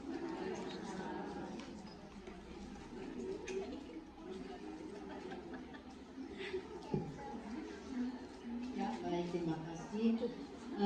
Untuk ibu yang nanya pertama ya, jadi faktor herediter. Tadi ya memang sudah saya sampaikan, ini faktor herediter ataupun faktor genetik itu juga merupakan salah satu faktor yang tidak bisa diperbaharui ya. Dari masalah apapun, termasuk masalah kondisi di dunia kedokteran, dari berbagai hal yang mengganggu kesehatan tubuh, mulai dari beberapa jenis penyakit yang ada pada sistem organ tubuh, faktor herediter atau genetik ini memang memegang peranan penting. Jadi kita tidak bisa pungkiri ini suatu darurat, ya. Tapi bagaimana langkah ikhtiar kita barangkali ya, walaupun faktor ini dia lebih utama ya, karena tidak bisa memungkiri akan berpengaruh juga. Makanya bagaimana ikhtiar kita, karena kita pun ingin mendapatkan gizi yang baik kan pada anak-anak kita. Nah, karena faktor genetik atau heritage seperti ini ya, bisa jadi ya pada salah satu jenis makanan tertentu mungkin dari orang tuanya juga tidak bisa ya, tidak bisa bukan karena tidak mau ya, bisa karena akan mempengaruhi ke kesehatan tubuh orang tuanya sebelumnya. Itu pun bisa berpengaruh. Bisa jadi karena segala suatu kelainan ataupun gangguan kesehatan dari orang tua bisa diturunkan juga ke anak. Ya. Tapi itu pun sudah dengan beberapa kali upaya ikhtiar yang kita lakukan. Karena bisa jadi kalau kita zaman kita mungkin orang tua ya dulu dengan keterbatasan belum modern kan, dengan keterbatasan jenis bahan makanan yang ada. Kalau untuk anak-anak sekarang kan sudah beragam sekali ya. Nah, sehingga ikhtiar yang optimal dari kita pun sebenarnya bisa dilakukan. Walaupun misalkan ya keturunannya sudah segini dan kita tidak bisa makanya karena kesehatan tubuh kita akan terganggu untuk orang tuanya. Tapi untuk si anak, cobalah kalau seandainya memang anak itu ternyata tidak mempunyai gangguan kesehatan yang berarti, kita bisa lihat dari apa? Dari 1 bulan misalkan taruhlah sakit dia jarang, gitu ya. Kan kita bisa menilai, oh berarti anak ini cukup kuat, tidak rentan terhadap infeksi. Nah, berarti di situ kita bisa mengupayakan dengan beragam jenis makanan yang sehat, walaupun orang tuanya anggaplah oke lah. Kita sebagai orang tuanya karena dulu dengan keterbatasan makanan yang ada, keterbatasan kondisi kesehatannya seperti ini, tapi ternyata melihat anak kita walaupun pasti akan diturunkan beberapa gangguan kesehatan, tapi dengan melihat si anak perkembangan dari bulan ke bulan ternyata jarang terkena sakit, kita bisa mengupayakan makanan yang sehat, makanan kita perkenalkan gitu loh. Kita perkenalkan dan kita pengasuhan mungkin ya. Nah kalau ini bisa mendapat istilahnya ada toleransi ya, lain dengan yang tadi saya ceritakan istilahnya dengan membujuk si anak, anak kasih makanan yang kita tidak suka ya. Tapi ini toleransinya justru karena orang tuanya punya gangguan itu nggak bisa makan seperti itu, tapi pada si anak upayakan gitu, kita tetap perkenalkan. Jadi usahakan tetap seoptimal mungkin kita berikan stimulus, kita berikan pemberian pola dan jenis makanan yang baik, tetap kita rangsang, kita perkenalkan seperti itu. Karena dengan dibiasakan seperti itu akan terulang sampai remaja, sampai dewasa, dia akan terbiasa dengan seperti itu juga makanannya. Walaupun sesibuk apapun gitu loh. Ya alhamdulillah anak-anak saya juga walaupun istilahnya setelah remaja dewasa dia bisa mengkondisikan apa, tapi tetap dari jenis makanan yang apa diambil, ada proteinnya apa, ada sayurannya apa, ada unsur karbohidratnya apa, minimal unsur itu ada, protein, karbohidrat, vitaminnya itu ada gitu, dan itu pun tidak cukup yang tidak perlu yang mahal gitu. Itu mungkin Ibu ya. Meskipun satu jenis itu Bu, misalkan kayak saya punya anak ini, pantangannya semua sayur kecuali wortel. Wortel bisa. Nah, bisa jadi sekarang, bisa jadi anak bisa makan dengan wortel. Coba kita cari dengan bisa aja si anak dengan melihat warna. Ya. Kita cari jenis sayur apa yang punya warna yang menarik. Ya, dengan rasa kalau empuk ya, empuk apa ibaratnya kalau wortel gitu dengan rasa-rasa mirip wortel apa, kita barangkali yang mirip wortel bisa lobak atau bisa tomat apa gitu ya, atau dengan bisa jadi dari situ dia lebih menarik jadi lebih pingin itu. Ada yang awalnya seperti anak saya begitu gini, kenapa nggak mau sayur daun yang ini, soalnya di jalan-jalan setiap jalan waktu kecil karena sering dibawa jalan itu kayak yang dimakan kayak pohon-pohon itu katanya, daun-daun dimasak katanya gitu, jadi dibeli dimakan katanya gitu. Jadi itu tadi bisa jadi anak tuh menarik dari warna. Maaf begini, anak saya ini pantangannya hampir semua sayur, tapi yang boleh wortel, apakah hanya dengan wortel kan kalau kita khawatiran kami itu untuk gizi seimbangnya. Padahal dia cuma bisa konsumsi wortel aja seperti itu. Kalau sedangkan buah pun juga tersentuh, nggak bisa semua. Buah apa yang suka Bu?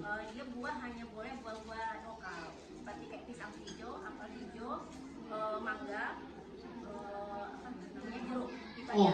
Yang lain tidak boleh konsumsi.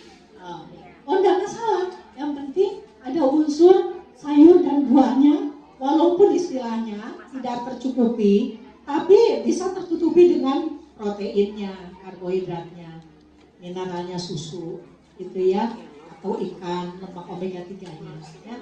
Jadi bisa saling melengkapi ya. Mungkin itu dari segi kuantitas ya, bisa jumlahnya. Kalau jenis otomatis mungkin kurang bervariasi ya, tapi tidak menutup kemungkinan itu masih bisa ya. Yang kedua itu tadi ada 3 pertanyaan. Yang pertama ya, ini jadi vitamin dan mineral. Jadi sebenarnya sayur dan buah itu walaupun dia kedudukannya sayur vitamin juga, tapi dia mempunyai kaya akan karbohidrat ya. Jadi seperti alpukat ya, kaya juga karbohidrat, pisang ya. Makanya kadang anak kalau misalkan dikasih buah yang mengandung karbohidrat itu cukup kenyang, malas untuk makan nasi gitu ya. Alpukat, bisa aja alpukat, pisang gitu kan, seperti itu. Nah sekarang suplemen yang ada itu kan banyak dari unsur-unsur mineralnya ya. Jadi mineral itu seperti ya beberapa bahan senyawa-senyawa kimia yang memang dibutuhkan tubuh, bukan senyawa kimia yang merusak ya. Jadi kalau seandainya memang anak ini pun Ibu ya, penting sudah diupayakan maksimal ya, sudah diupayakan maksimal, sudah diupayakan optimal kita dengan memberikan pada si anak tetap istilahnya belum bisa menerima sayur buah, bisa dibantu walaupun dengan pemberian suplemen yang ada, karena itu juga mengandung mineral ya, karena ada yang istilahnya membantu proses penyembuhan, misalnya perlu ada tambahan. Karena ini pun sebagai tambahan ya, hati-hati, bukan sebagai utama ya. Jadi yang utama tadi kembali lagi zat makro, zat mikronya ya. Walaupun ini sebagai tambahan bisa dibutuhkan. Itu pun setelah diupayakan maksimal ya Bu ya, diupayakan maksimal dengan pembiasaan tadi, dengan berikan contoh, ayo sini gitu. Makanya kenapa istilahnya 0 sampai 6 tahun ini penting, karena kalau sudah lewat itu, aduh sayang sekali, nanti sudah terbiasa terpola, anaknya udah bisa lagi istilahnya, kita akan lebih untuk berupaya itu akan lebih maksimal lagi untuk bisa dia mau mengikuti apa yang kita arahkan gitu ya. Jadi itu periode emasnya itu ya, itu jadi ya tambahan bisa dibutuhkan boleh ya. Yang penting sudah diupayakan ya, itu dulu. Yang kedua pertanyaannya ya, untuk susu itu ya memang yang baiknya susu steril itu ya. Cuma karena sekarang ini termasuk ada beberapa produk susu ya, sesungguhnya coba deh Ibu kalau kalau bisa ya upayakan selingan ya Bu ya. Jadi mungkin sekali waktu susu UHT, setelah itu upayakan perkenalkan. Itu kan ada susu-susu formula yang memang sudah ada anjurannya dari tenaga medis, dari BPOM itu ya, susu formula yang ada ya. Jadi tidak, kalau seandainya susu steril itu sulit istilahnya ya didapatkan. Nah, susu formula yang ada, yang itu juga memang ada sebagai anjuran dari tenaga medis, itu bisa diberikan. Tapi juga hati-hati di sini, dari susu formula juga kalau pada anak yang dengan gangguan intoleransi laktosa, dia tidak bisa menerima karena ada beberapa susu formula yang laktosanya tinggi. Biasanya harus diberikan dengan unsur laktosa yang rendah. Ada itu berupa LLM, itu susu LLM ada ya. Jadi itu susu formula itu, pemilahan susu formula bisa sebenarnya kalau mau dikonsultasikan pada dokter anak, pada ahli gizi ya, gitu.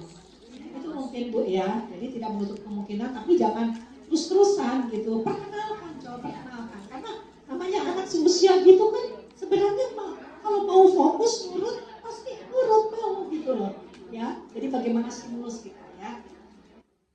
Yang ketiga ya ini jadi gini Bu ya, tadi kan pertumbuhan dan perkembangan dua aspek berbeda tapi berkesinambungan. Tumbuh bisa tinggi, bisa besar ya, tapi bukan berarti kalau udah tinggi mesti gemuk saya di tinggi besar gitu ya. Jadi kita lihat sisi yang lain, perkembangannya bagaimana. Bisa jadi pertumbuhan bagus ya walaupun kurus, tapi dia punya perkembangan. Apa tadi perkembangan? Yaitu pada fungsi organnya, motoriknya, kemampuan yang lainnya, di fungsi-fungsi otaknya, fungsi organ yang lainnya. Dia punya keterampilan yang lebih bagus. Jadi dia dari perkembangannya juga Bu, jangan hanya tumbuh saja. Hati-hati ya. Jadi makanya di sini ada anak-anak yang dengan melihat, wih anak-anak masa anak-anak gemuk, sehat, bersih atau apa, kita sudah cukup senang. Tapi kita harus lihat perkembangannya, ya, perkembangan dari perkembangan mentalnya, emosionalnya, kemudian fungsi-fungsi organ yang lainnya. Karena hati-hati anak-anak yang ada yang gemuk atau apa, biasanya ada yang tidak teratur untuk BAB, metabolismenya terganggu, ya. Karena itu tadi bisa jadi ketidakdisiplinan dalam kuantitasnya, jumlah pemberian makannya, frekuensinya, ya. Jadi nggak usah khawatir. Yang punya anak tinggi kurus, kita lihat perkembangannya bagaimana, ya. Karena kan saya pernah mendapatkan ya, jadi di dalam ada rumus di dalam tumbuh kembang anak itu, mulai perjalanan anak dari sejak 0 bulan ya sampai setahun aja 12 bulan kan ada perkembangannya tahap demi tahap. Sudah bisa ini, sudah bisa ini. Ya, anak saya kok kurus aja. Ada masalah nggak dalam kesehatan ibaratnya ya? Sering sakit nggak? Enggak, mau makan. Sudah bisa ini, sudah bisa itu. Nah, ini perkembangannya bagus gitu ya. Ya itu tadi bisa pengaruh karena herediter ya sudah seperti itu, nggak masalah gitu ya. Jadi kita lihat dia jangan hanya terpaku terpola satu aspek poin saja ya. Kita lihat aspek yang lain apalagi bisa jadi. Jadi upayakan gini ya Bu ya, jangan mendoktrin anak kita misalkan Kenapa ya anak yang lain dia bisa begini, kenapa anak saya nggak bisa gini? Kita lihat lagi, balik lagi, kemampuan apa sih yang dimiliki anak kita? Ya, itu. Ya, apalagi kalau seandainya tidak ada masalah gangguan kesehatan. Gitu yang perhatikan, dia tidak bisa sama kan kemampuan, bakat, yang penting kemampuan motorik, kesehatan mentalnya ya. Istilahnya tidak ada nih ciri-ciri yang tadi ADHD itu kan, itu sudah alhamdulillah gitu ya. Itu mungkin ya Bu ya.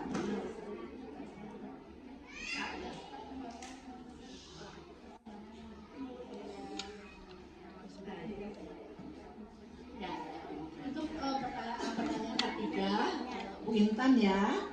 Nah, ini juga sama tadi ya seperti pertanyaan kedua. Jadi istilahnya dengan faktor herediter genetik itu berperan ya pada aspek tumbuh kembang anak. Bisa jadi genetik kedua orang tuanya perawakannya sudah porsinya seperti itu gitu ya, kita tidak memaksakan.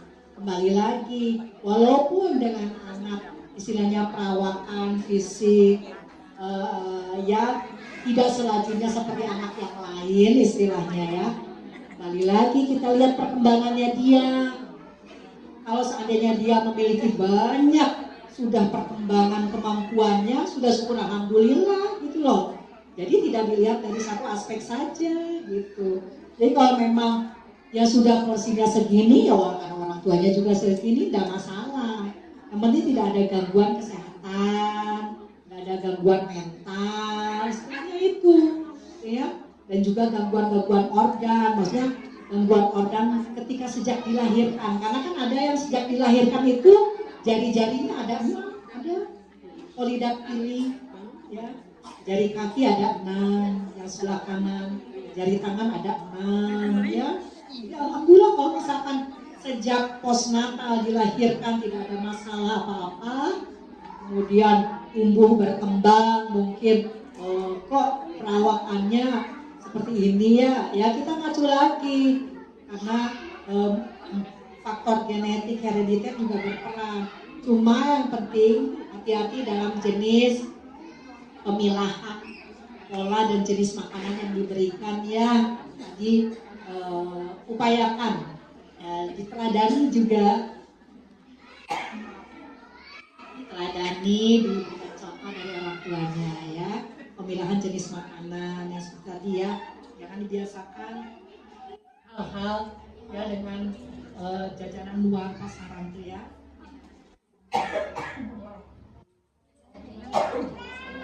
Ya itu mungkin ya.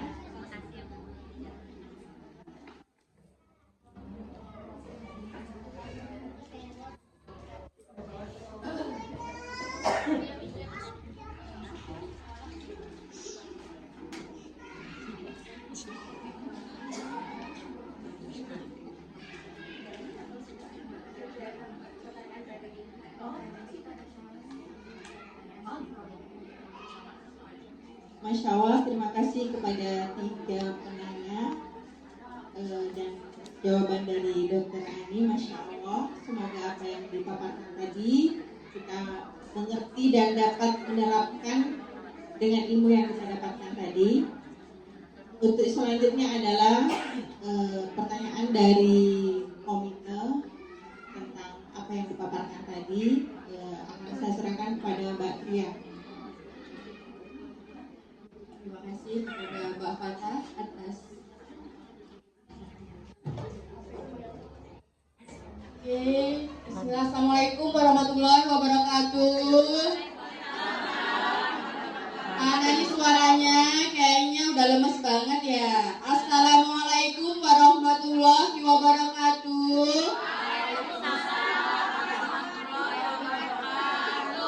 Seperti biasa ada challenge 1 pertanyaan dari tim komite ya. Siapa yang bisa menjawab, insya Allah nanti akan dikoreksi oleh Dok Ani. Sebelum itu boleh dong kita jargon kita ngobrol bareng Robani, asik seru.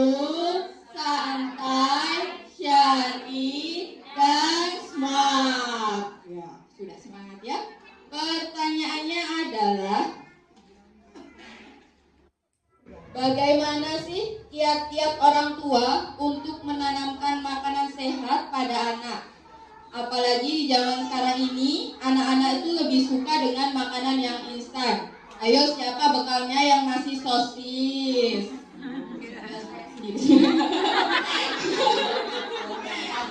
Iya, kita harus anak itu kan mencontoh dari orang tua ya bunda-bunda. Jadi kita harus makan bersama seperti yang dicontohkan Dok Ani tadi yang diberikan ilmunya. Oke, siapa yang mau menjawab pertanyaan ini? Butuh 3 orang. Bagaimana kiat-kiatnya untuk menanamkan makanan sehat pada anak supaya anak tidak makan makanan yang instan? Ayo. Ayo kelas A1 mana suaranya? A1. A1 tidak ada? Oh ada. 20 juta orang ya, Masya Allah. Kelas A2? A2. Oh sama. Karena kembar ya. B1. Tidak ada sama sekali. Mulai membiasakan misalkan di rumah memperkenalkan sayur dan buah di rumah. Mamanya Unai besar.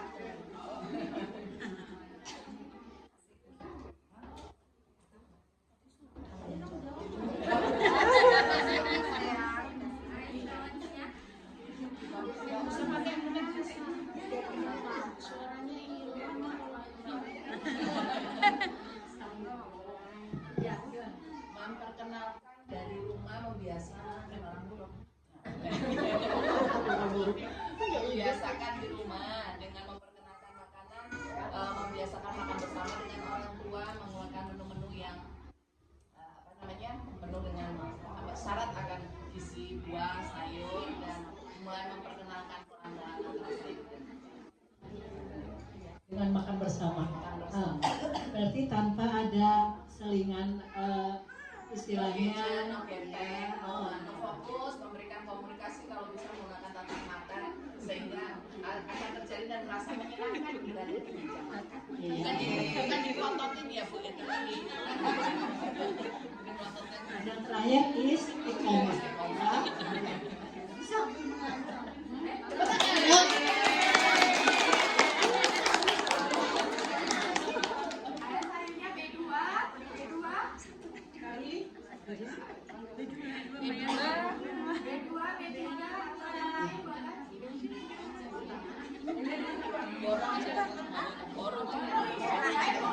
Bismillah, kiat-kiatnya kalau saya pribadi ya. 1. Menghilangkan rasa malas. 2. Mengajak anak untuk berperan serta menyiapkan makanan atau bekal sehat. 3. Yaitu membiasakan menyiapkan bekal sehat untuk anak, suami, dan atau pribadi yang sering keluar rumah atau sekarang kantor. Sama yang selanjutnya sering mengadakan makan bersama di rumah dengan menyiapkan menu-menu sehat. Lebih banyak konsumsi sayur dan buah dan mengkonsumsi air mineral. Dan saya pribadi juga tidak menyiapkan minuman-minuman yang mengandung pemanis buatan di dalam lemari pendingin. Itu dari saya. Terima kasih. Assalamualaikum warahmatullahi wabarakatuh. Kalau boleh tahu pemilihan makanan yang sehatnya yang biasanya apa Ibu? Ya olahan sayur mau diolah seperti apa, bikin nugget misalkan kan kayak seafood itu kita nggak usah beli di luar, kita mengolah sendiri buat seperti itu. Langsung kalau anak-anak kan masa pertumbuhan jadi tepung-tepung boleh, tapi kan sekarang banyak tepung-tepung yang non gluten itu seperti apa itu ikut anak-anak ikut interaksi, biasanya anak semangat untuk membawanya. Itu sih seperti yang saya lakukan di rumah sama anak seperti itu. Ya bisa. Karena mungkin ada masalah gangguan juga ya. Iya, karena anak saya ada yang memang kebetulan anak saya dari pertama sampai yang ketiga itu punya alergi. Jadi ya karena faktor genetik makannya banyak yang dibatasi. Ya bisa. Terima kasih. Dok?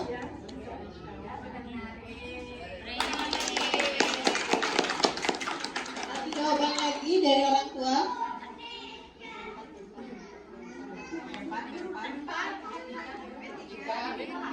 Tiga. Sendiri.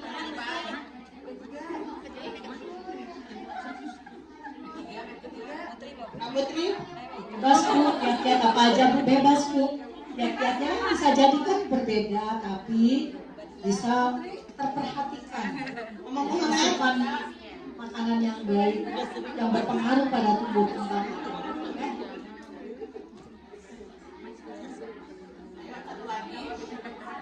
Kak Putri?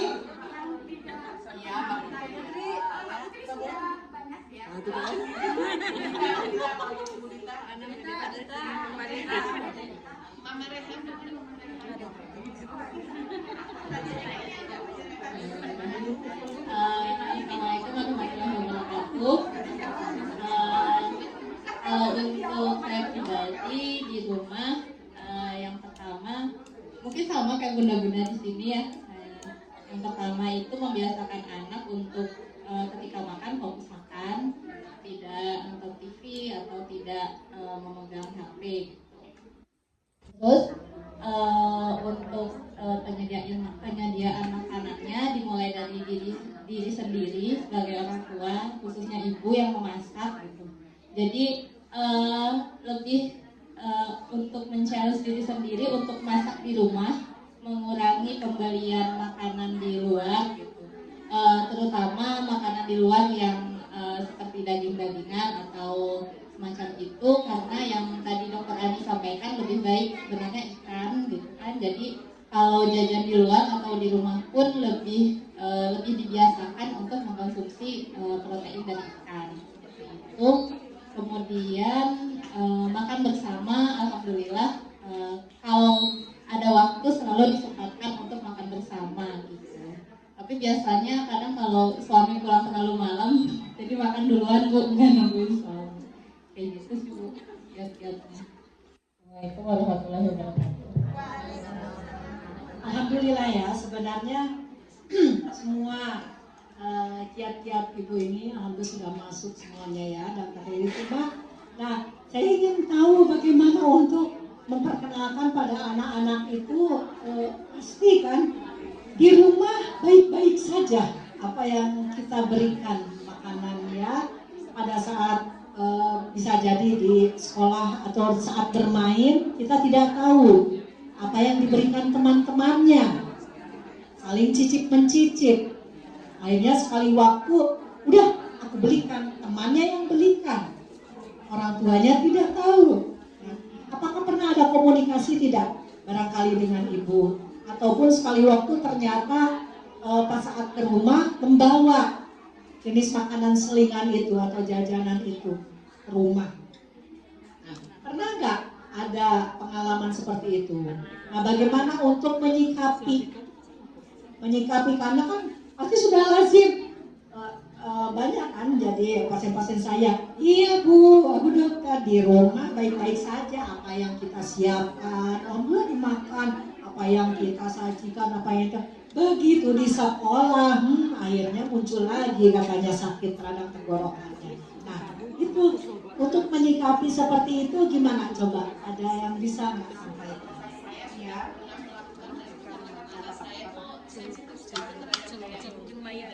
Awal-awal memang sering ya berarti maaf kecolongan gitu. Nah akhirnya saya itu menerapkan kepercayaan kepada anak dan memberikan pengertian bahwa kalau sakit yang merasakan adalah Unai sendiri. Nah Unai sendiri ngerasain sama mama cuma bisa bilang antar ke dokter, sahabat dan lain-lain. Dan memang saya kalau menegaskan untuk sakit karena kesalahan dia merasa memang aku habis makan ini tiba-tiba begini, mama jangan ada kata halus dari mama. Tapi kalau memang udah ruang memang sakitnya ini kok tiba-tiba enggak, kita sudah jaga kok begini, mama akan kasih ada pelan. Tapi kalau mama udah bilang tidak boleh makan itu Unai tidak boleh. Nanti suatu saat kalau sudah besar, kakaknya memang sudah dia sendiri kakak boleh makan semua karena apa badannya sudah besar, mau makan sayur, mau makan buah dan lain-lain, memberikan memang tidak langsung menurut anaknya, tapi setelah dia merasakan oh iya sakit itu tidak enak, dan kita tidak memberikan rasa kenyamanan yang full ya. Jadi maaf, bukan menyiksa anak, cuman sakit bukan nggak enak, ini nggak boleh. Ada memang seperti itu kok. Alhamdulillah dia akhirnya bisa dari sekolah dia mendapatkan sampai pada saat dijemput dikasih dia menghargai pemberian dari temannya dua unit dipegang sampai di rumah, dan ini udah berkeringat sampai luntur itu sih namanya Yubi. Sampai di rumah dia berikan, mama aku tadi diberi sama itu. Mereka nggak boleh terus gimana? Dia papa ini nanti mama yang makan. Tidak dibuang pemberian dari temannya Una, tidak dibuang. Mama yang makan, Una cuci tangan, Una udah tahu kan kalau nggak boleh. Alhamdulillah bisa, maksudnya ada komunikasi dua arah itu tadi dan memberikan rasa bahwa sakit itu tidak ada. Memang kita terima sakit dari Allah, tapi kan kita sudah dibiarkan. Kalau syukur kita sudah menjaga, Allah masih memberi cobaan sakit, kita terima. Nah, tapi sudah tahu yakin kalau tidak, sudah berusaha untuk dia sudah meminimalis gitu, Alhamdulillah memang sudah begitu agak berkurang sekali dari intens sakitnya dia, dari yang dari yang dulu awal-awalnya semua dia masuk semuanya. Ya, jazakallah ya Ibu. Baik, betul sekali bisa ya diambil masukan penyikapannya seperti itu. Jadi yang pertama tetap mengkomunikasikan pendekatan dengan anak ya. Dan juga pasti kadang si anak juga bertanya-tanya, kenapa memang tidak bolehnya itu, kenapa? Gitu kan. Kenapa sih tidak boleh ini bisa menular sakit? Kita bisa menjelaskan perlahan-lahan sesuai dengan kemampuan dia bisa menyerap apa yang kita jelaskan ya, perlahan-lahan saja. Jadi tidak semua ini loh ya, jadi jangan terlalu banyak, lagi kan anak untuk menyerapnya juga satu persatu. Oh, dapat apa dari teman ini? Ini sebenarnya kurang baik nak ya, kenapa? Dijelaskan nih. Rasanya gimana? Rasanya memang enak, karena tidak semua enak itu menyehatkan. Jadi dengan cara seperti itu, jadi tahu kenapa. Jadi penjelasan kenapa tidak boleh, kenapa tidak bisa dimakan, gitu. Padahal rasanya enak apa? Jadi komunikasi, pendekatan dan juga penjelasan perlahan-lahan, tapi penjelasan yang bisa diserap, bisa diterima oleh anak-anak ya. Jadi bukan untuk anak masih 6 tahun penjelasan seperti saya menjelaskan ilmiah ya, nggak bisa dia menerima ya. Tapi seperti itu ya, jadi komunikasi dan penjelasannya. Ya, bagaimana Ibu?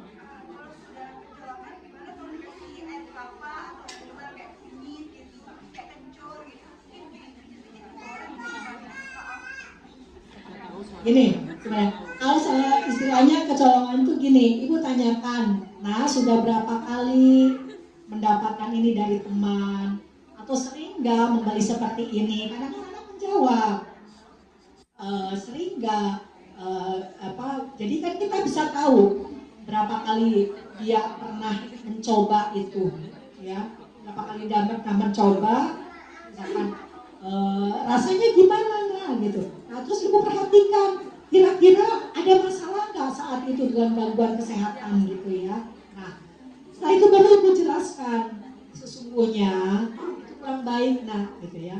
Jadi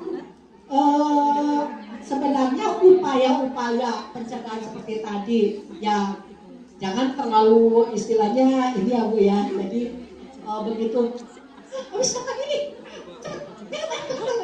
ada seperti penting ya. Jadi istilahnya perlahan-lahan kita menjelaskan dulu. Nanti kalau seandainya ini Ibu menjelaskan harus minum air putih yang banyak dulu ya. Kalau seandainya seperti itu minum air putih yang banyak dan jangan diulangi lagi karena itu kurang baik. Kenapa? Ibu jelaskan ini kurang baik karena komposisi ini. Jangan sekali dua kali. Kalau sekali dua kali mungkin oke, ingin mencoba tak masalah. Tapi kalau terus-terusan akan numpuk, dia akan pengaruhi ke otak. Adik mau nggak pintar cerdas gitu kan? Begitu kan? Pasti anak kan kalau dengan diiringi seperti itu, oh iya adik nggak mau, ya dah. Jadi jangan terlalu istilahnya seperti anak itu kaget dan takut kalau langsung tiba-tiba, ayo nak, minum ini, apa dikasih apa-apa gitu ya. Jadi ini sebaiknya sebenarnya nanti kamu bisa bilang sama temanmu juga, kalau habis makan itu minum loh air yang banyak. Jadi seperti itu cara untuk komunikasikannya. Ada lagi yang mau disampaikan ya.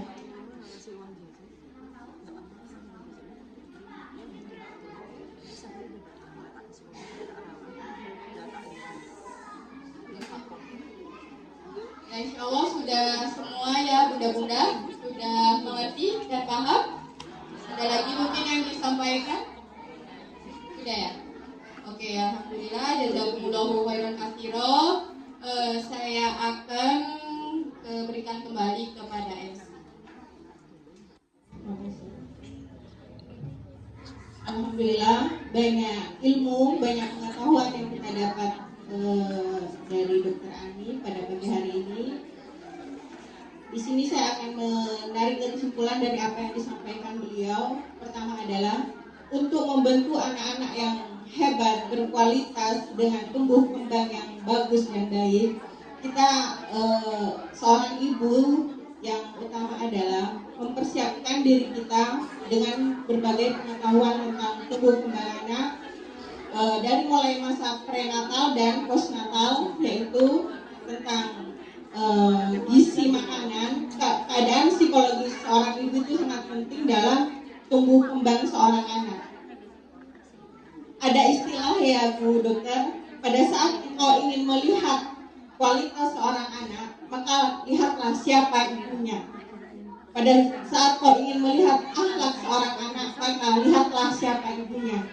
Dan pada saat kau ingin melihat kualitas dan pendidikan seorang anak, maka lihatlah bapaknya. Maka peran ibu saat ini sangat penting. Begitu ya ininya. Demikian mungkin yang bisa saya sampaikan. Mari kita manfaatkan golden period pada anak-anak kita, sehingga kita mendapat anak-anak yang hebat, berkualitas, dengan tumbuh kembang yang optimal.